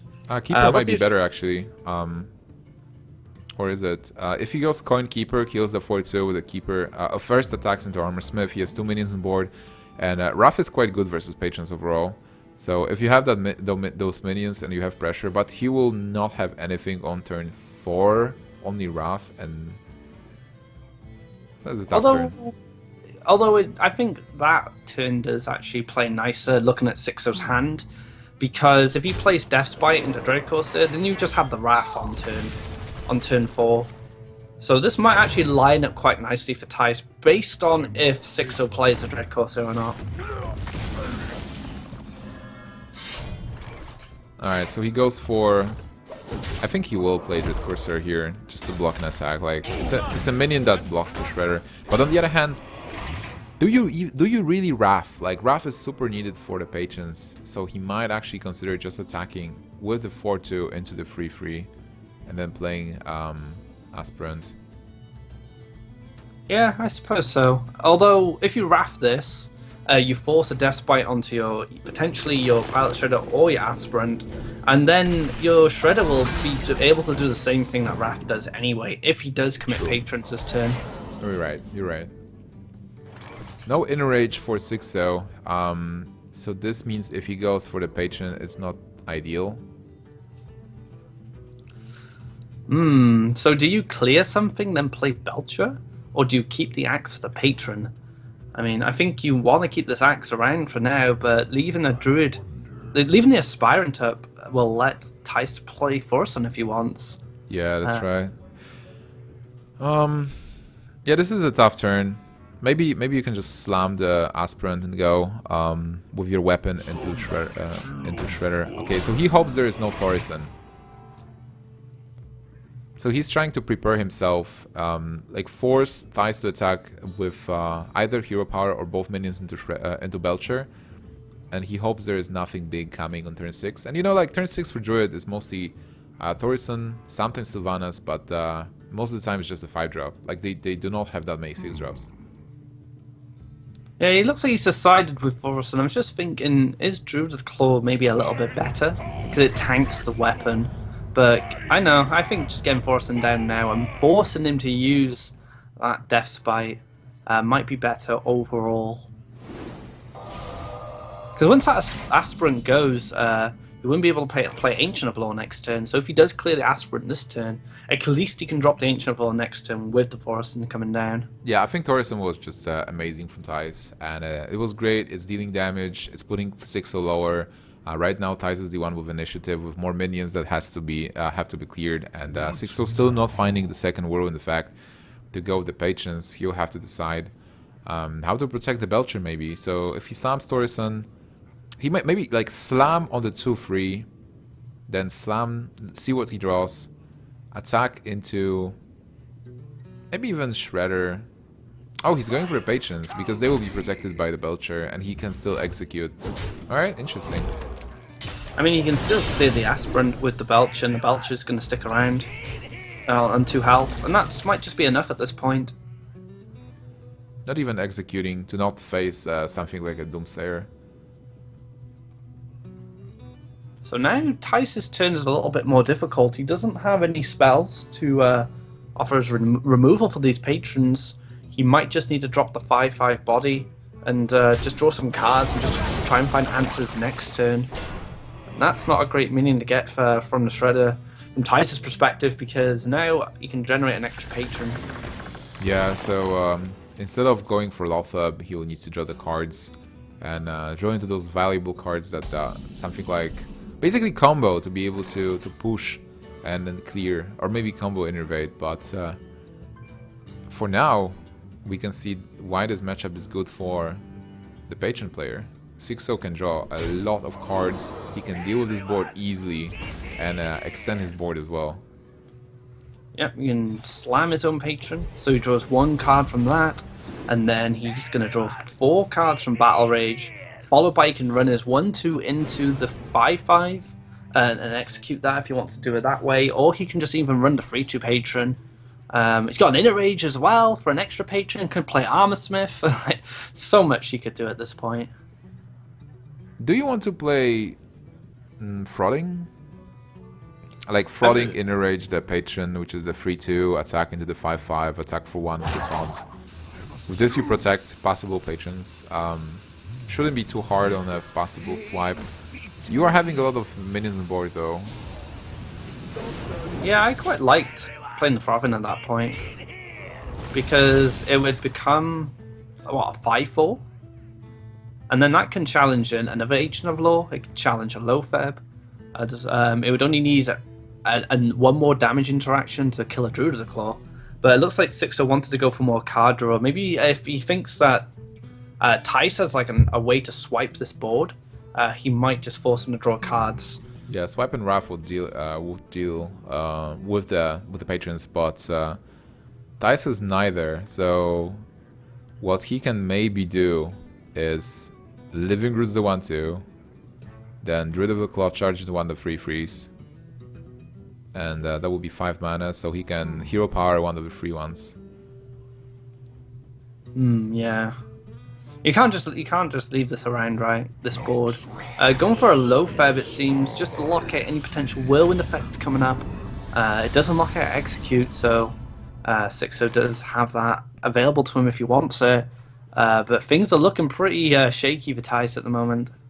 Yeah, especially with the Armorsmith. Just Thijs had a chance to maybe leave that Shade of Naxxramas to grow, and then win with the combo, and maybe even with Living Roots. Basically win with damage, but with the Armorsmith, Xixo will be able to just deal with this board easily and get some health in the process as well. I mean, he could even not use an Execute here. He could drop, say, Throbbing Berserker, and then run the 3/1 Patron into him. Start generate a threatening Throbbing Berserker to go with the Patrons, which are also posing a massive threat. And again, how does Thijs come back from this as a Druid player? No hard removals like Twisted Nevers available to him. It's not looking good. Yeah, absolutely. And I like how Xixo is taking his time. It seems like he calmed down. He's not remembering the whiff that he had in the last game. And he's taking his time and just wants to seal this game. He's not rushing. He is calm about it. And he needs that, because if he wins this and he is in a good position to take this game, he'll have the last one in the match, Shaman versus Druid, and that will need a lot of focus from him.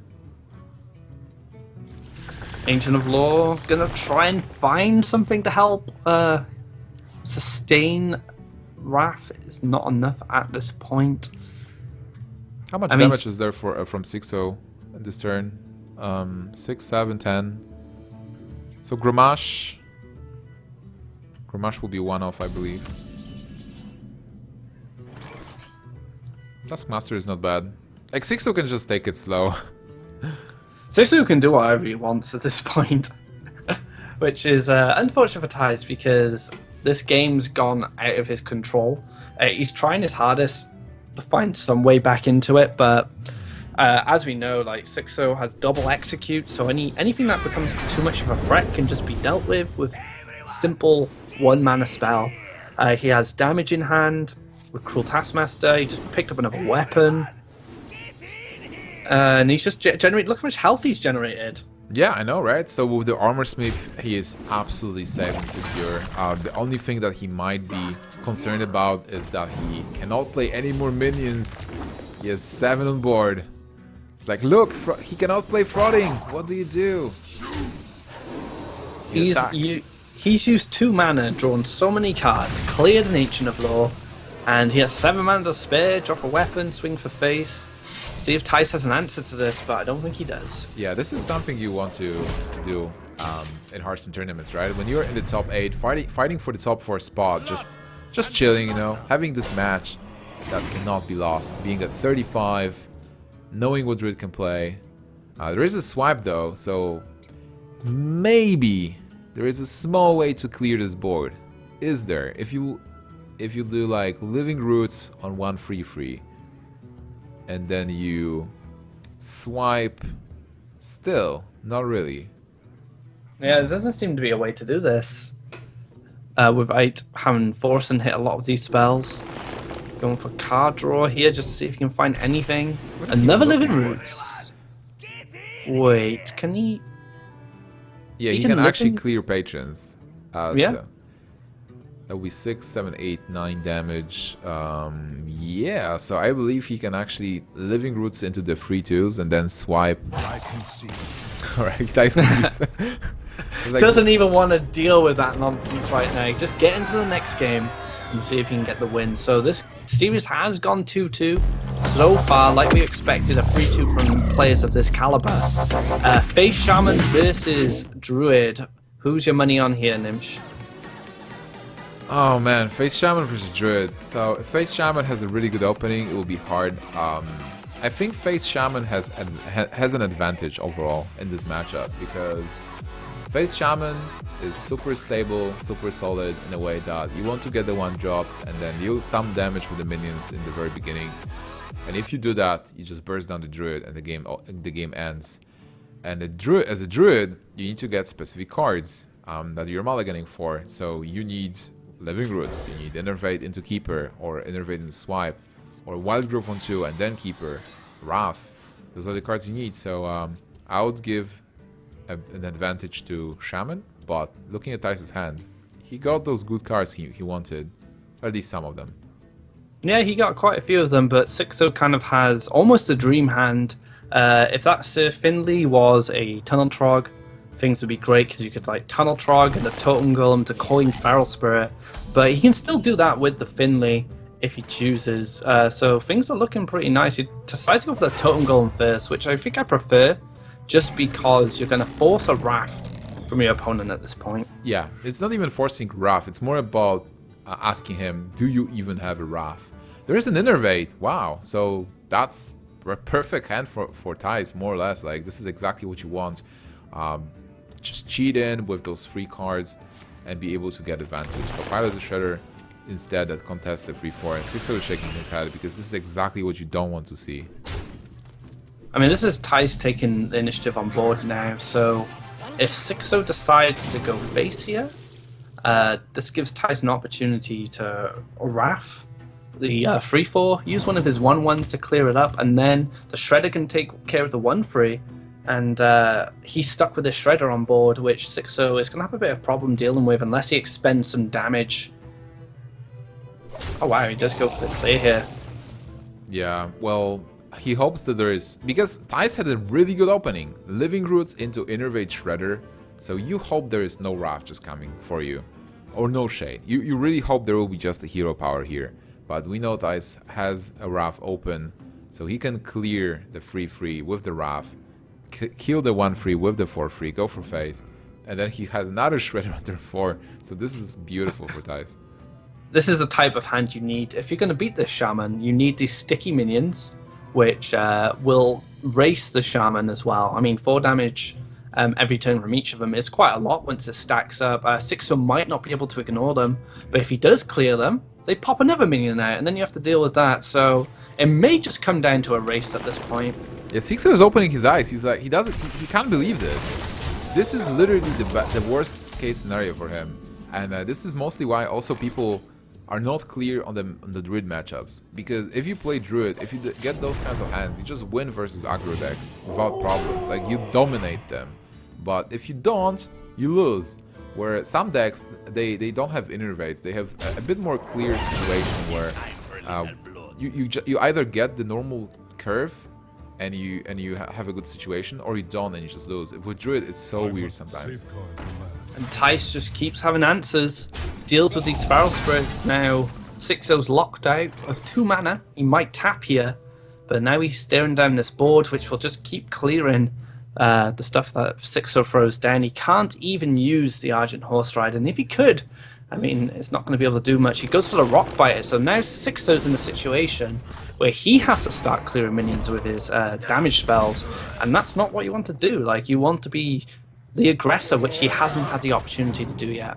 Yeah, well, in a sense he could be doing that because he has life tap, so he can play the value game versus Druid, which is obviously counterintuitive because you want to go for face, but this is a terrible situation.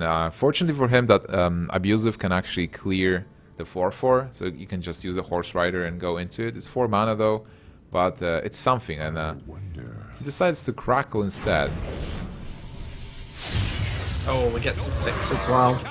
So he does deal with the Drake, and again, a Crackle's being used to clear the board. They're the cards you want to go face, and that's one of the most dynamic cards in the Shaman's arsenal, being able to do 6 damage. Thijs could potentially just play a Druid to Claw now, and then Xixo has to find another damage spell or more damage to deal with that 6 health. Things are looking really good for Thijs at the moment. Absolutely. I think actually Shapeshift and Pilot the Shredder is a bit better. Just deal with the minion.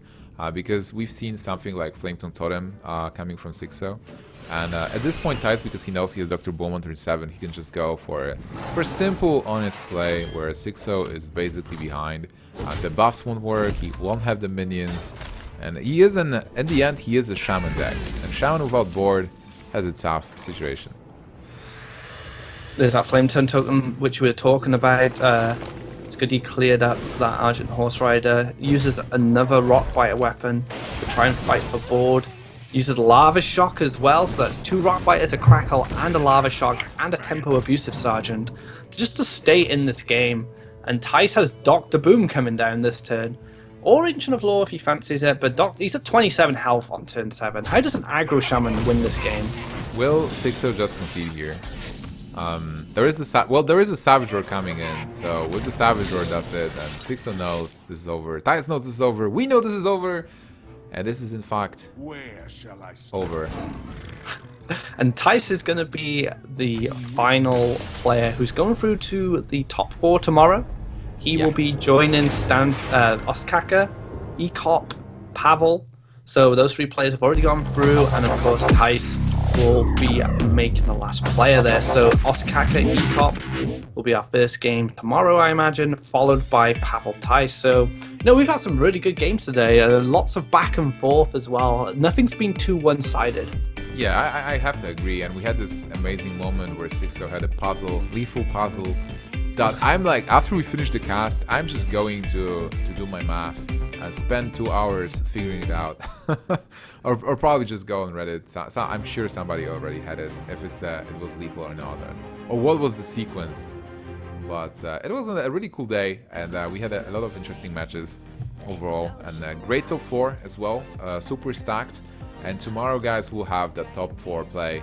We have at least, well, we actually have 4 matches, because we need to decide who goes to the final, and then we need to decide who is third, because being third you still get the money, and being 4th you don't. So probably the match which will be the third, 4th place will be one of the most important ones, where you end up in the money or you don't and get eliminated. So it's $1,500 for third place. I mean, you can walk away from this tournament after you've invested this time playing in the group stages, even in this single elimination bracket, and you could walk away with nothing at this point. There is still that could still happen. So you would want to walk away with something after being so invested. So I think that third place match is going to be great.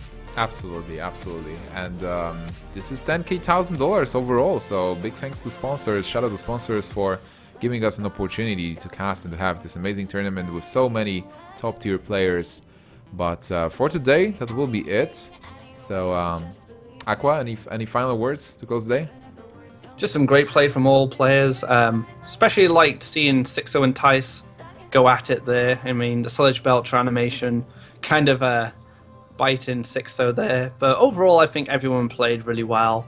And we have both the World Champion and the Europe's Champion left in the tournament. So they could be the dream final of Ostkaka Thijs available to us. So we'll have to see what tomorrow brings. Oh man, I really want to see a rematch with those guys playing. Whenever they play, it's so much fun. But thank you so much for watching, guys. It was amazing having you, and it was absolute pleasure casting with you, Aqua. So yeah, that will be it for today. And see you guys tomorrow, same time. Let's see who will be our champion.